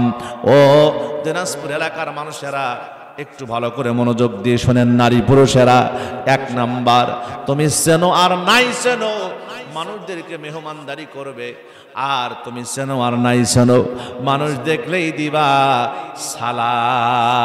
সালাম। সুবহানাল্লাহ। আমরা এই কাজগুলো করি ভাই, সালাম নেওয়ার জন্য দাঁড়ায় থাকি। আমি বড় হুজুর, আমি কেন সালাম দেব? আমাকে আগে সালাম দিবি। এই সমস্যা আছে না নাই? কথা কন না কেন, আছে না নাই? আমরা মানুষের কাছে চা খাওয়ার জন্য দোকানে সেই বসে থাকি, কখন একজন আসবে তাই চা এবার ধরবো। এই সমস্যা আছে না নাই? আমরা কাউকে চা খাওয়াই না। কিছু ধনী লোক আছে দেখবেন শুধু খায় কিন্তু কাউরে খাওয়ায় না। এগুলো হচ্ছে জাহান্নামের বৈশিষ্ট্য, আলামত। এগুলো থেকে আমাদেরকে বেরিয়ে আসতে হবে। এবার 3 নম্বর, জাহান্নামীরা বলবে যে আমরা ওয়াকুন্না নাখুদু মাআল খাইদিন, আমরা কি করতাম? আমরা সমালোচক যারা তাদের সঙ্গে আমরা সঙ্গ দিতাম, তাদের সঙ্গে আমরাও যুক্ত হতাম, হয়ে আমরাও সমালোচনা করতাম। সমালোচনা বাংলাদেশে আছে না নাই? আসতে কোন আছে? আছে। চায়ের দোকানে ফজর নামাজ পড়, নামাজ পড়েই সমালোচনা শুরু করে। অমুকের ছেলে এই করছে, অমুকের মেয়ে এই করছে, অমুকের ছেলে অমুকের মেয়েকে নিয়ে বের হয়ে গেছে, অমুকের বৌমা পরকিয়া করতেছে, নানান কথা নামাজিদের মুখেও আসে না নাই? আচ্ছা, সমালোচনা হালাল না হারাম? আলোচনা হালাল না হারাম? হালাল। আলোচনা কি?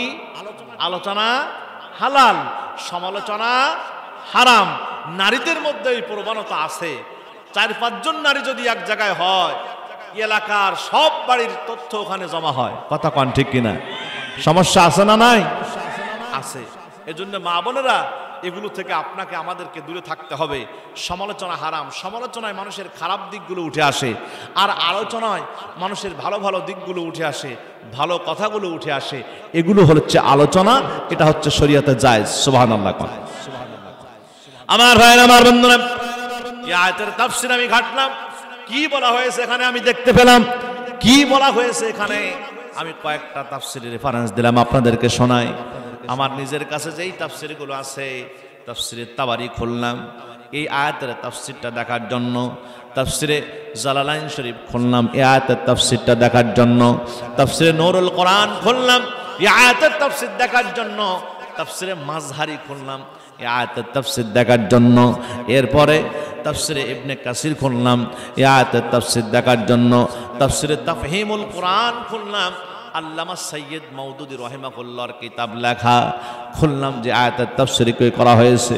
সবচাইতে অ্যাপ্রোপ্রিয়েট, সবচাইতে আমার কাছে গ্রহণযোগ্য যেটা লেগেছে, ভালো মনে হয়েছে, তাফসীরে জালালাইন শরীফের ব্যাখ্যাটা আমার কাছে খুব ভালো লেগেছে। জালালাইন শরীফের মধ্যে এই আয়াতের ব্যাখ্যার মধ্যে এসেছে, আলেম ওলামা যারা আছেন কালকে বাড়িতে যাই দেখে নিবেন, ভুল তথ্য যদি হয় আমারে ফোন করে আমাকে শুধরাই দিবেন। আমার ভাইয়েরা, আমার বন্ধুরা, আমার মায়েরা একটু মনোযোগ দেন। সেখানে লেখা হয়েছে, যারা আল্লাহর জমিনে আল্লাহর কোরআনের আইনের বাস্তবায়ন চায়, বাস্তবায়নের কথা যারা বলে, যারা আল্লাহর জমিনে আল্লাহর দ্বীন প্রতিষ্ঠার কথা যারা বলে, এদের কথা শুনে, এদের কার্যকলাপ দেখে যারা বিভিন্ন জায়গা করে, সমালোচনা করে, ওদের সঙ্গেও যারা সমালোচনায় অ্যাটেন্ড করে, সমালোচনা হাসতামাশায় লিপ্ত হয়, এরা কোনোদিন জান্নাত পাবে না। এরা হবে ওই 3 নাম্বার অপরাধের অধিকারী, জাহান্নামী। জোরে কন নাউজুবিল্লাহ। এবার আসুন, আমার ভালো করে বুঝতে হবে, আল্লাহর জমিনে আল্লাহর কোরআনের আইন বাস্তবায়নের কাজটা হালাল না। ভালো করে বুঝতে হবে কোন প্রকারের ইবাদত বলুন তো, ফরজ, ওয়াজিব, সুন্নাত, মুস্তাহাব না সুন্নতে জায়েদা, কোনটা? কথা কোন বুঝলেন না? না আল্লাহ। আবার ভালো করে শোনেন, আল্লাহর এই জমিনে, জমিন কার? আরো জোরে কোন। আমরা 25-30 বছর লেখাপড়া করে তাই এই বিষয়গুলো বুঝছি, পরিপূর্ণ বুঝ আমাদের ভিতরে আসছে। আর আপনারা একদিনই এত তাড়াতাড়ি বুঝে যাবেন? আমরা তো ঝাল, পেঁয়াজ, মরিচ, রসুন, আদা যা লাগে সব বাটি বুটি একেবারে ভর্তা বানাই আপনাদের মুখে ধরতে। কি বলেন? হ্যাঁ। আর আমাদের সব জোগাড় করে করে আনতে হইতো উস্তাদদের সামনে শেখার জন্য। হ্যাঁ, তারপরও কত কথা। আমার ভাইয়েরা কয়, হুজুর 2 ঘন্টা ওয়াজ কি করলো খুঁজে পায় না। হুজুর যে এখান থেকে ওই সাতক্ষীরা থেকে হুজুর যে 10-12 ঘন্টা সফর করে আসতেছে সেই খবর নাই, এই চিন্তা একবারও নাই। আসলো, এবার যাওয়ার সময় কি আমি প্লেনে উড়ে যাব? না, জিনদের মতন এক পলকে আবার সাতক্ষীরা চলে যাব। আবার আপ ডাউন আছে না নাই? এই চিন্তা মানুষ করে না। নানান কথা, নানান সমাজ, নানান সমাজের সমালোচনা আমাদের আছে না নাই? আল্লাহ আমাদেরকে উত্তম বুঝ দান করুন। জোরে বলি আমিন। আরো জোরে বলি আল্লাহুম্মা আমিন। প্রিয় ভাইরা আমার, বোনেরা আমার, বন্ধুরা আমার, তাহলে আল্লাহর জমিনে আল্লাহর দ্বীন, কোরআনের আইন বাস্তবায়নের কাজটা হলো ফরজ। জোরে বলেন কি কাজ? আচ্ছা বলেন এবার কেমন ফরজ? ফরজ আইন। আমার হুজুর বলতেছে কি ফরজ? ফরজ আইন, আবশ্যকীয় ফরজ। আমার বন্ধুরা, আমার মুরব্বিরা, এখানে অনেকে আছেন অল্প শিক্ষিত, তবে সহজ করে বোঝাচ্ছি, এবার ভালো করে শোনেন। বোঝানোর দিকটা আরো সহজ করে দিলাম। নামাজ যেমন ফরজ, হজ যেমন টাকা হলে ফরজ, যাকাত যেমন টাকা হলে ফরজ, আমার বন্ধুরা আব্বা আম্মার খেদমত করা এটাও হলো সন্তানদের উপরে ফরজ। ফরজ কিনা? জোরে কথাও বলতে হবে, ফরজ কিনা? এমনি ভাবে আল্লাহর জমিনে, এই জমিন হলো আল্লাহর, আপনি আমি শুধুমাত্র ক্যাশিয়ার, আপনি আমি শুধুমাত্র এখানে হলো মাজন দেখাশোনার জন্য এসেছি, আমরা ম্যানেজমেন্ট করার জন্য এসেছি। আমরা, আমাদের কাছে আল্লাহ এটা রাখছে হলো আমানত। আসল মালিক যিনি তিনি কে? জোরে বলেন তিনি কে? আল্লাহ। আমার বন্ধুরা, আমার মুরব্বিরা, আল্লাহ রাব্বুল আলামিন বলছেন এই জমিন হলো আমার, এই জমিনে কারো মানব রচিত আইন চলবে না, কারো মানুষের তৈরি করা আইন চলবে না।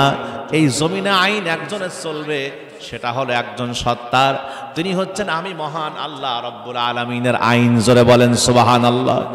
আল্লাহর কোরআন আইন, এই আইন চলবে, এই আইন বাস্তবায়নের কাজ করতে হবে। এই ব্যাপারে আল্লাহ রাব্বুল আলামিন কোরআনুল কারীমের মধ্যে অসংখ্য জায়গায় বলেছেন। তাহলে নামাজ ৮২-৮৩ বার বললে যদি কোরআনের মধ্যে ফরজ হয়ে যায়, রোজার কথা আল্লাহ কোরআনে 2 জায়গায় বলেছে, তাই যদি রোজা ফরজ হয়। যাকাতের কথা আল্লাহ কোরআনে কয়েক জায়গায়, অসংখ্য জায়গায় বলেছে, যেখানে নামাজ সেখানে যাকাত আছে না নাই, তাই যদি ফরজ হয়। হজের কথা আল্লাহ কোরআনে 1 জায়গায় বলেছেন, তাই যদি হজ ফরজ হয়। আল্লাহর জমিনে আল্লাহর দ্বীন কায়েমের কথা, আল্লাহর কোরআনের আইন বাস্তবায়নের কথা, ইসলামী হুকুমত বাস্তবায়নের কথা আল্লাহ কোরআনের মধ্যে বলেছেন 252 জায়গায়। কত জায়গায়? আসতে কয় জায়গায়?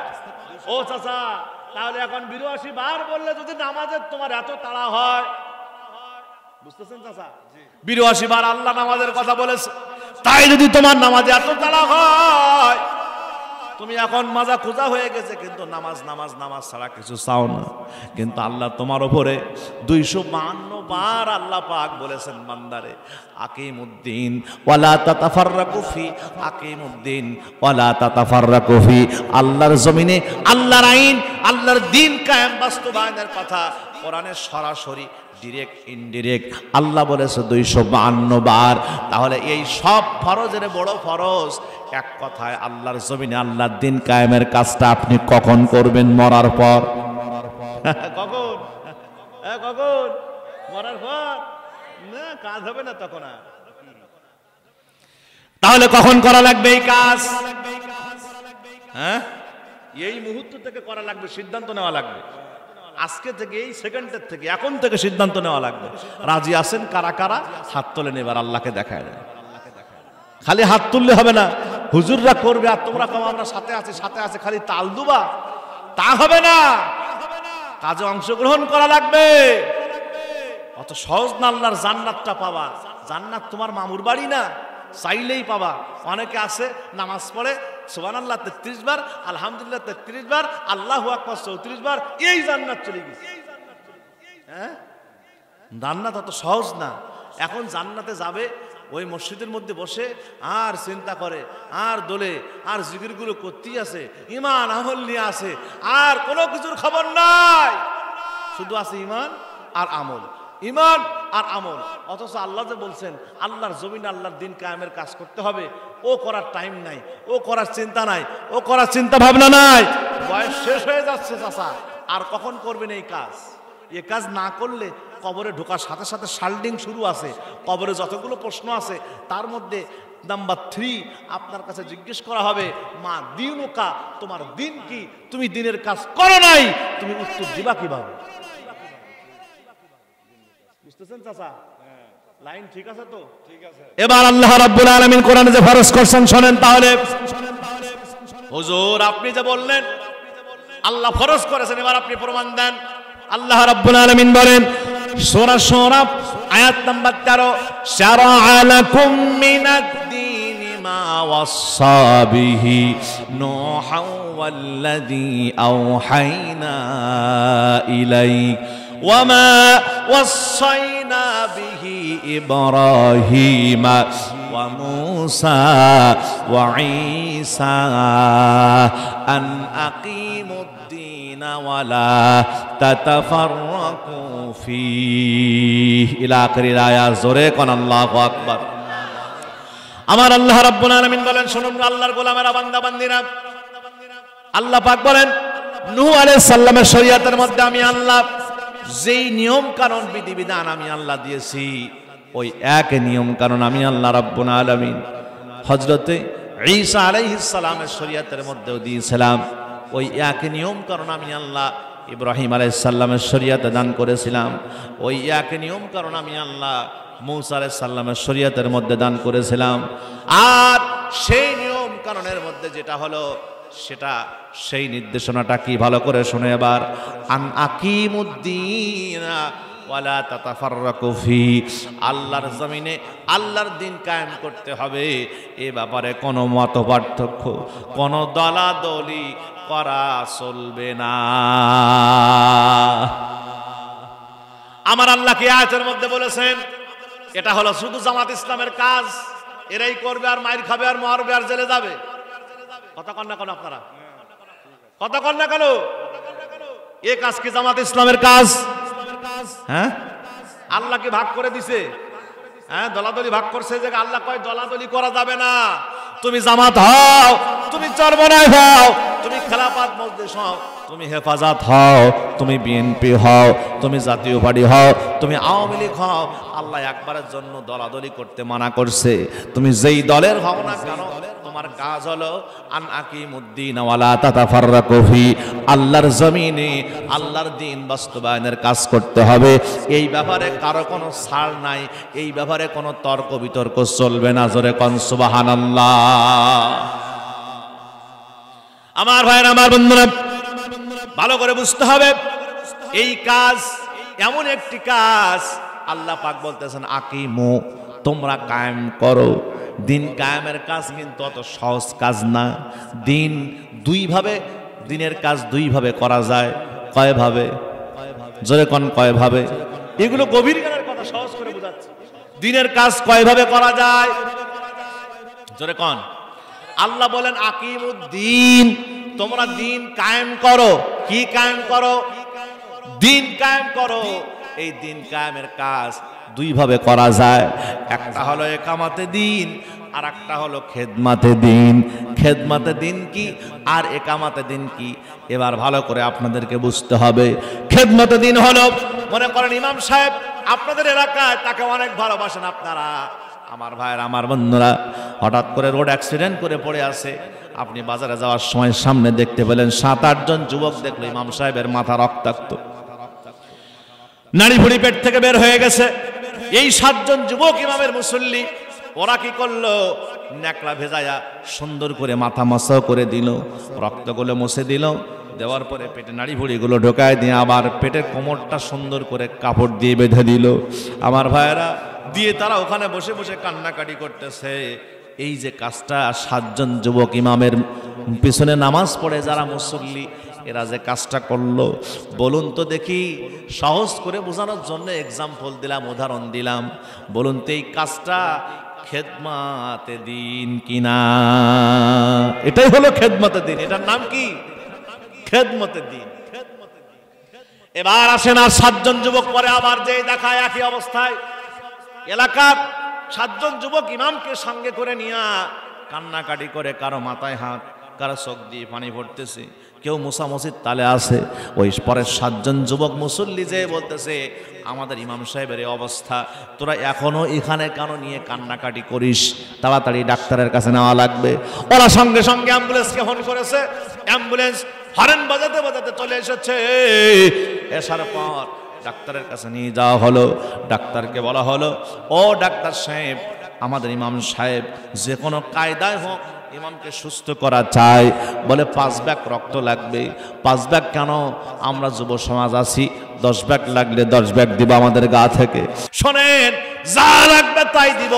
আমার ইমাম বড় ভালো মানুষ, খুব মহব্বত করি, ভালোবাসি। ইমামের পিছনে ইমাম সুললিত কণ্ঠে নামাজ পড়ায়, হাফেজে কোরআন। আমরা তার পিছনে তারাবির নামাজ পড়তে চাই। তাড়াতাড়ি করে সুস্থ করে দেওয়া লাগবে, সময় বেশি নাই। ডাক্তার বলতেছে 1050 টাকা লাগতে পারে, টাকা যা লাগে আমরা দেব, আপনি আগে ভালো ট্রিটমেন্ট দেন। ডাক্তার সাহেব এবার 1 সপ্তাহ ধরে ভালো ট্রিটমেন্ট দিল। দেওয়ার পরে ইমাম সাহেব আগে যে জায়গায় দাঁড়াইয়া নামাজ আদায় করতেন ফজরের নামাজ, 1 সপ্তাহ পর ইমাম আবার সুস্থ হইয়া ওই জায়গায় দাঁড়াইয়া নামাজ আদায় করা শুরু করেছে। সূরা নাবা সুরলিত কণ্ঠে ফজরের নামাজে তেলাওয়াত করা শুরু করেছে। এবার বলেন তো, ইমাম আগে যে জায়গায় ছিল সেখানে আবার প্রতিষ্ঠিত হয়েছে কি হয় নাই? কথা কন, আরো জোরে কন। আমার ভাইয়ের, আমার বন্ধুরা, পরের 7 জন যুবক যে কাজটা করলো, এই কাজটা হলো ইকামাতে দ্বীনের কাজ। কিসের কাজ? এই ইকামাতে দ্বীনের কাজ করতে গেলে আমার ভাইরা রক্ত দেওয়া লাগে, আমার ভাইরা ইকামাতে দ্বীনের কাজ করতে গেলে অর্থ ব্যয় করা লাগে, ইকামাতে দ্বীনের কাজ করতে গেলে ঘর ছাড়া লাগতে পারে, ইকামাতে দ্বীনের কাজ করতে গেলে আমার সাতক্ষীরায় যেমন বুলডোজার দিয়ে ঘর বাড়ি ভেঙে দেওয়া হয়েছে, আপনার ঘর বাড়ি ভেঙে দেওয়া হবে। আমার সাতক্ষীরাতে জানাজার নামাজ পড়তে গিয়েছি আমরা, ধরে আমাদেরকে জেলখানায় নেওয়া হয়েছে। জানাজার নামাজেও জেলখানা আছে। যখন জজ সাহেব বলতেছে, হুজুর আপনার মামলা কি, অপরাধ কি? বলে আমার মামলা হলো জানাজার মামলা। কিসের মামলা? আল্লাহ আমাকে জীবনে, আমাকে যে বইপত্র যা পড়েছে এই জীবনে জানাজার মামলা কোনো জায়গায় দেখিনি হুজুর। আমার সমাজে এখন জানাজার মামলা চলছে, জানাজা ভর্তি কিলো গ্রেফতার। এই সমস্যা হয়েছে কি হয় নাই? এমন কোনো অপরাধ নাই যা এরা করে নাই।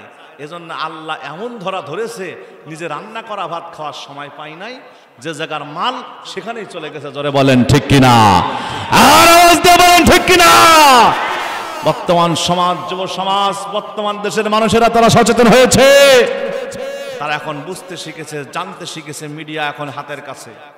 প্রিয় ভাইয়েরা আমার, এখন ভূগোল পড়ায়া মানুষদেরকে ভূগোল আবল তাবল পাগলামি উল্টো উলট পালট বোঝায়া তোমরা মানুষের সমর্থন আর কামাই করতে পারবে না। জোরে বলেন ঠিক কিনা, আরো জোরে আওয়াজ দেন ঠিক কিনা। এই জাতি অলরেডি বলা শুরু করেছে। আমরা সব দেখেছি, আইবের শাসন দেখলাম, বঙ্গবন্ধুর শাসন দেখলাম, ডক্টর জিয়াউর রহমানের শাসন দেখলাম। আমাদের সামনে চলে গেছে চাচা ইরশাদ, সকালে একরকম, বিকেলে একরকম, নানান তাল, এখন একরকম, তখন একরকম। তার শাসন আমরা দেখেছি, ফখরুদ্দিন, মঈনুদ্দিন ও সব ঘোড়ার ডিম আমরা দেখা শেষ। আগামীর দিন, আগামীর সংসদ হবে কোরআনওয়ালা, আগামীর সংসদ হবে ইসলামওয়ালাদের, আগামীর সংসদ হবে যারা কোরআনের আইন বাস্তবায়ন করতে চায় তাদের। জোরে বলুন ঠিক কিনা। এই মতের পক্ষে আপনারা রাজি আছেন না নাই? জোরে কন্যা কেন আছে না না? কারা কারা রাজি আছেন? আগামীর সংসদ হবে কোরআনের, আগামীর সংসদ হবে ইসলামের, আগামীর সংসদ যাবে যারা, তারা হবে 5 ওয়াক্ত নামাজিওয়ালা। কারা কারা আছেন হাত তুলে আল্লাহকে দেখান।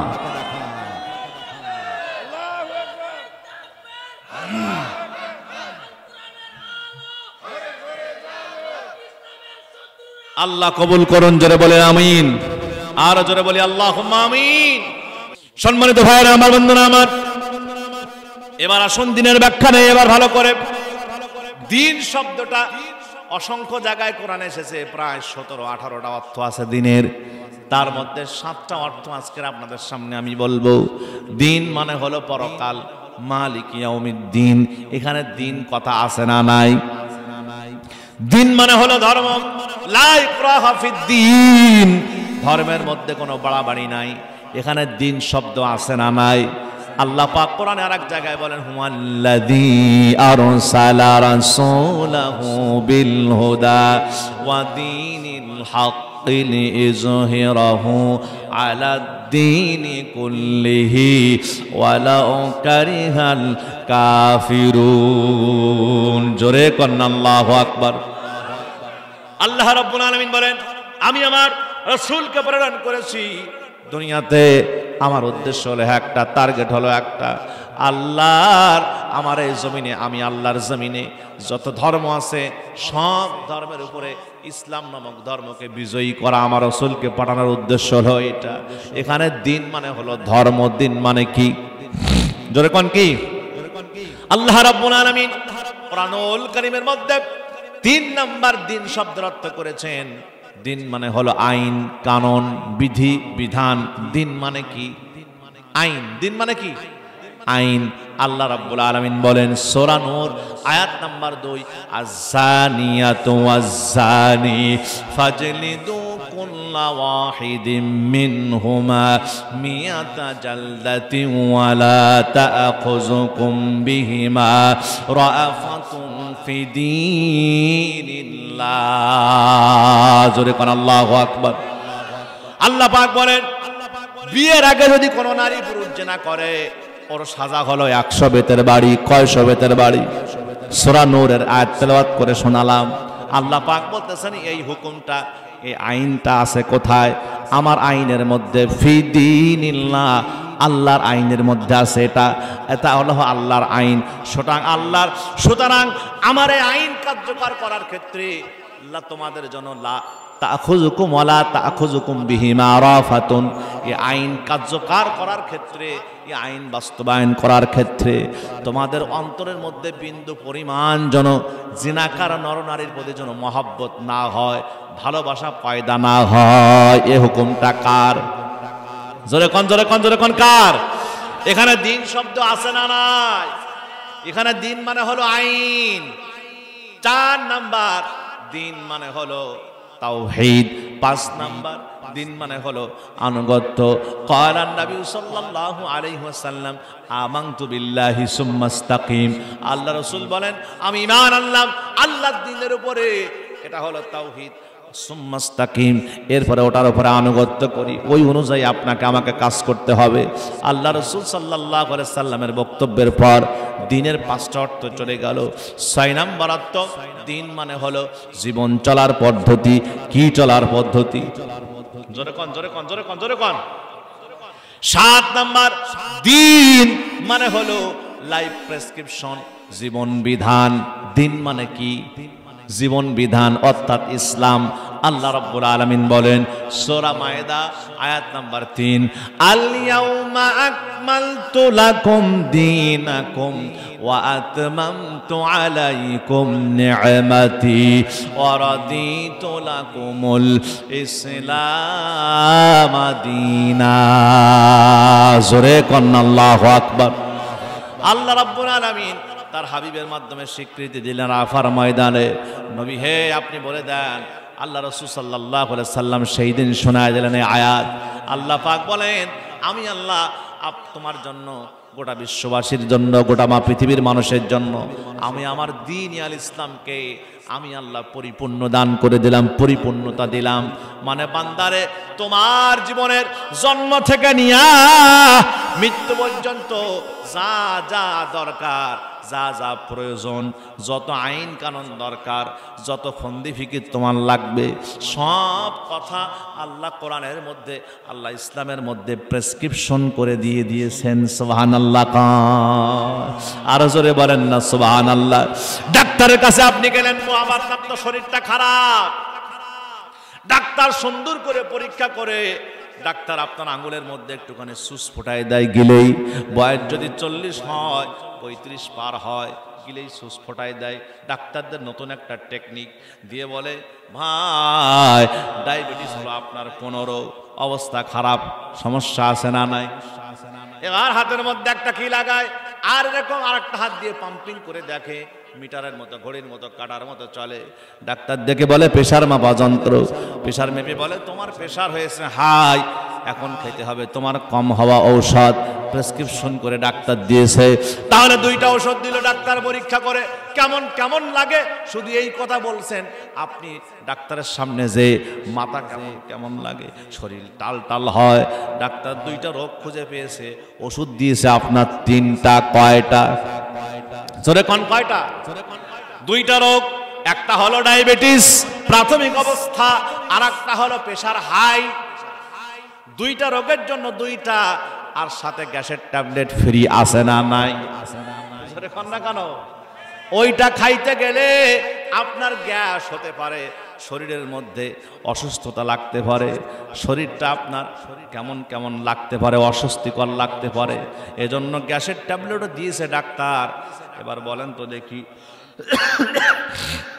আপনি যখন বাড়িতে আসবেন, আসার পর হুবাহু ডাক্তারের ওই প্রেসক্রিপশনের 3টা ওষুধ যদি আপনি না খান, সুস্থ হওয়ার সম্ভাবনা আছে?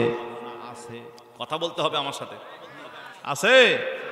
3টা ওষুধ না খেলে যেমন সুস্থ আপনি হতে পারবেন না পরিপূর্ণ, তেমনি ভাবে আল্লাহ রাব্বুল আলামিন দুনিয়ায় জন্ম থেকে নিয়ে মৃত্যু পর্যন্ত যা যা আপনার দরকার সব কথা, সব ওষুধের প্রেসক্রিপশন আল্লাহ কোরআনে করে দিয়েছেন।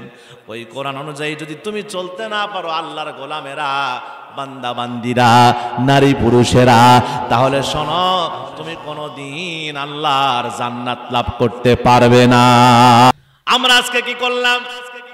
আমরা আজকে ইসলাম মানতেছি, কিন্তু মন মতো, কি মতো, যা ভালো লাগে ইসলামের মধ্যে থেকে সেইগুলো আমি মানি। আমার জন্য যা সুবিধা আমি তাই মানি, যা আমার জন্য সুবিধা না, আমার জন্য একটুখানি সমস্যা হতে পারে, মানলে আমরা ওই ইসলাম আর মানি না। নামাজ পড়লে কোনো অসুবিধা নাই, নামাজ পড়তে চাই। রোজা রাখলে কোনো অসুবিধা নাই, রোজা রাখতে চাই। যদিও টাকা হয়, হজ করে আসলে আল হাজুল হারামাইন করে মানুষ ডাকবে, আমরা হজ করতে চাই, কোনো সমস্যা নাই। কিন্তু যখন ইমাম সাহেব মসজিদের মেম্বার থেকে দেয়া বলে আন আকিমুদ্দিন, এই দুনিয়ার জিন্দেগিতে আমরা আর কারো আইন মানি না, ডক্টর কামালের তৈরি করা আইন মানি না, ওই কাফেরদের আইন আমরা মানি না, বেধর্মীদের আইন মানি না, ব্রিটিশদের আইন মানি না, মানব রচিত সংবিধান আমরা মানি না, অমনি আমাদেরকে হাতে হ্যান্ডকাপ লাগায় জেলখানায় ঢোকায়। জোরে কোন ঠিক কিনা?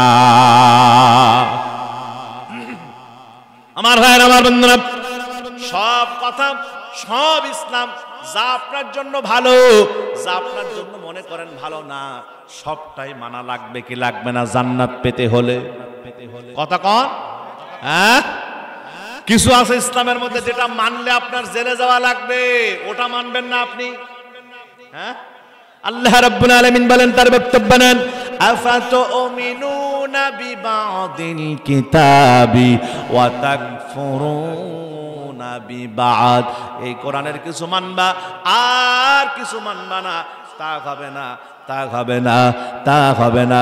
সুবিধাবাদ জিন্দাবাদে মুমিন হওয়া যাবে না। কথা কোন ঠিক কিনা?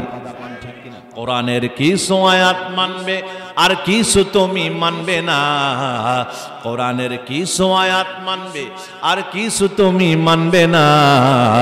সুবিধাবাদ জিন্দাবাদে মুমিন হওয়া যাবে না, সুবিধাবাদ জিন্দাবাদে মুমিন হওয়া যাবে না। ঠিক আছে কথা? সম্পূর্ণ কোরআনী সংবিধান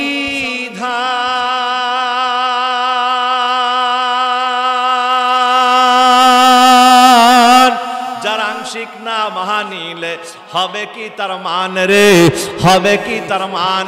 সম্পূর্ণ কোরআনী সংবিধান যার আংশিক না মানিলে হবে কি তার মান রে, হবে কি তার মান? সিঙ্গেল হক মুসলমান হলে, সিঙ্গেল হক মুসলমান হলে চলবে না। সুবিধাবাদ জিন্দাবাদে মুমিন হওয়া যাবে না, সুবিধাবাদ জিন্দাবাদে মুমিন হওয়া যাবে না। ঠিক কিনা কথা? তাহলে আপনাকে এখন কি করতে হবে আমার ভাইয়েরা, আমার মায়েরা? সম্পূর্ণ ইসলাম আপনাকে মানতে হবে। আল্লাহ যা যা কোরআনে বলেছে, ইসলামের মধ্যে যা বলেছে, পরিপূর্ণ আপনাকে অনুসরণ করা লাগবে, অনুকরণ করা লাগবে। আল্লাহ রাব্বুল আলামিন বলেন, শুনুন, জান্নাত যদি আপনি পেতে চান, ইয়া আইয়ুহাল্লাযীনা আমানু দুখুলু ফিস-সিলমি কাফা ওয়া লা তাত্তাবিউ খুতুওয়াতিশ শাইতান ইন্নাহু লাকুম আদুউম মুবিন।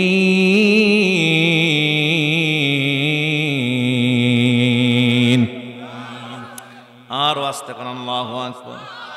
আল্লাহ পাক বলেন, হয় ইমানদারেরা, উদখুলু আমরের সিগা, তোমরা প্রবেশ করো। কোথায়? পরিপূর্ণ ইসলামের মধ্যে তোমরা দাখিল হও। ইসলামের কিছু নোবা, কিছু নেবা না, তা হবে না, তা হবে না। যা তোমার পছন্দ হয় তাই নিবা, যা পছন্দ হয় না তা নিবা না। এরকম ইসলাম মেনে তুমি কোনোদিন আল্লাহর জান্নাত পাওয়া যাবে না। আমার রাসূলের জীবন থেকে আবার একটা বক্তব্য নেন। আমার রাসূল সাল্লাল্লাহু আলাইহি সাল্লাম বলেন, তাফতারিকু উম্মতি আলা 73 মিল্লাতান কুল্লুহুম ফিন-নার ইল্লা ওয়াহিদা। আমার উম্মত যারা হবে শেষ জামানা, ওদের দল হবে 73টা। কয়টা? জোরে কোন, জোরে কোন, জোরে কোন। কয়টা? 73টা দল হবে। বাংলাদেশের দলের অভাব আছে এখন, কথা কোন অভাব আছে? আমার ভাইয়েরা, এক একজন হুজুরের মাথায় এক এক রকম টুপি, সাধারণ মানুষেরা পড়ে গেছে বিপাকে, হুজুর আমরা কোন টুপি নেব? কথা আছে না নাই? জোরে কোন না কেন আছে না নাই? একবার ডাকে তাবলিগ জামাত, আসো আসো ইমান আর আমলের কাজ করো, ওদিক ডাকে আবার হেফাজতে ইসলাম, আসো আসো এই কাজ করো, আবার ডাকে জামাতে ইসলাম, আসো আসো এই কাজ করো, আবার দেখবেন ডাকে খেলাফত মজলিস, আছে না নাই? এই কাজ করে ওই কাজ করো, অসংখ্য দল আছে আমার ভাইয়েরা, আমার বন্ধুরা। নবীজি আমার বলেছেন সব দলের মধ্য থেকে একটি দল হবে জান্নাতি। কয়টি দল? জোরে কন, আরো জোরে, জোর হলো না, তালে তালে। একটি দল হবে আল্লাহর জান্নাতি। সাহাবারা আবার জিজ্ঞেস করলেন, ইয়া রাসূলুল্লাহ, ইয়া হাবিবাল্লাহ, ওই একটি দল কারা? নবীজি আমার বললেন, মা আনা আলাইহি ওয়া সাহাবী, ওই একটি দল হলো তারা যারা আমি বিশ্বনবী সাল্লাল্লাহু আলাইহি সাল্লামের জীবন আদর্শ ফলো করবে, আমার সাহাবীদের জীবন আদর্শ যারা ফলো করবে, ওই একটি দল হলো তারা আল্লাহর জান্নাতি। সুবহানাল্লাহ কোন? আরো জোরে বলেন না সুবহানাল্লাহ। এবার আমার নবীর জীবনের দিকে তাকান। আমার নবী শুধু ফজরের নামাজের পর জিকির করছে, নামাজ পড়ছে, রোজা রাখছে, হজ করছে, যাকাত দিছে, এগুলোই করছে, আর আল্লাহর জমিনে আল্লাহর দিন কায়েমের কাজ করে নাই। করছে করছে করছে না করে নাই? হ্যাঁ করছে। আমার নবীজি যেমন রাতের বেলায় দাঁড়ায়া তাহাজ্জুদের নামাজ আদায় করেছেন, ওই নবী আবার সকাল হতে না হতে এক হাতে তরবারি আর এক হাতে কোরআন নিয়ে কাফেরদের বিরুদ্ধে লড়েছেন, আল্লাহর জমিনে আল্লাহর দ্বীন ইসলাম কোরআনের আইন বাস্তবায়ন করার জন্য। জোরে বলেন ঠিক কিনা? আরো জোরে বলতে হবে ঠিক কিনা? আল্লাহ রাব্বুল আলামিনের এই জমিনে যতগুলো নবী আম্বিয়া আলাইহিমুস সালাম এসেছে, সবার ডিউটি ছিল একটা। আল্লাহ রাব্বুল আলামিন বলেন, ওয়ালাকাদ বাআসনা ফি কুল্লি উম্মাতির রাসূলান আন ইবুদুল্লাহা ওয়াজতানিবুত তাগুত। জোরে কন্না আল্লাহু আকবার। সবার কাজ ছিল একটা, আল্লাহর ইবাদত করা আর তাগুতকে অস্বীকার করা। তাগুত কারা? আল্লাহর জমিনে যারা আল্লাহর দ্বীন বাস্তবায়ন হোক চায় না, কোরআনের আইন বাস্তবায়ন হোক চায় না, ও যেই দল হয়ে আপনার সামনে আসুক না কেন, ওটা হলো এক নাম্বার তাগুত।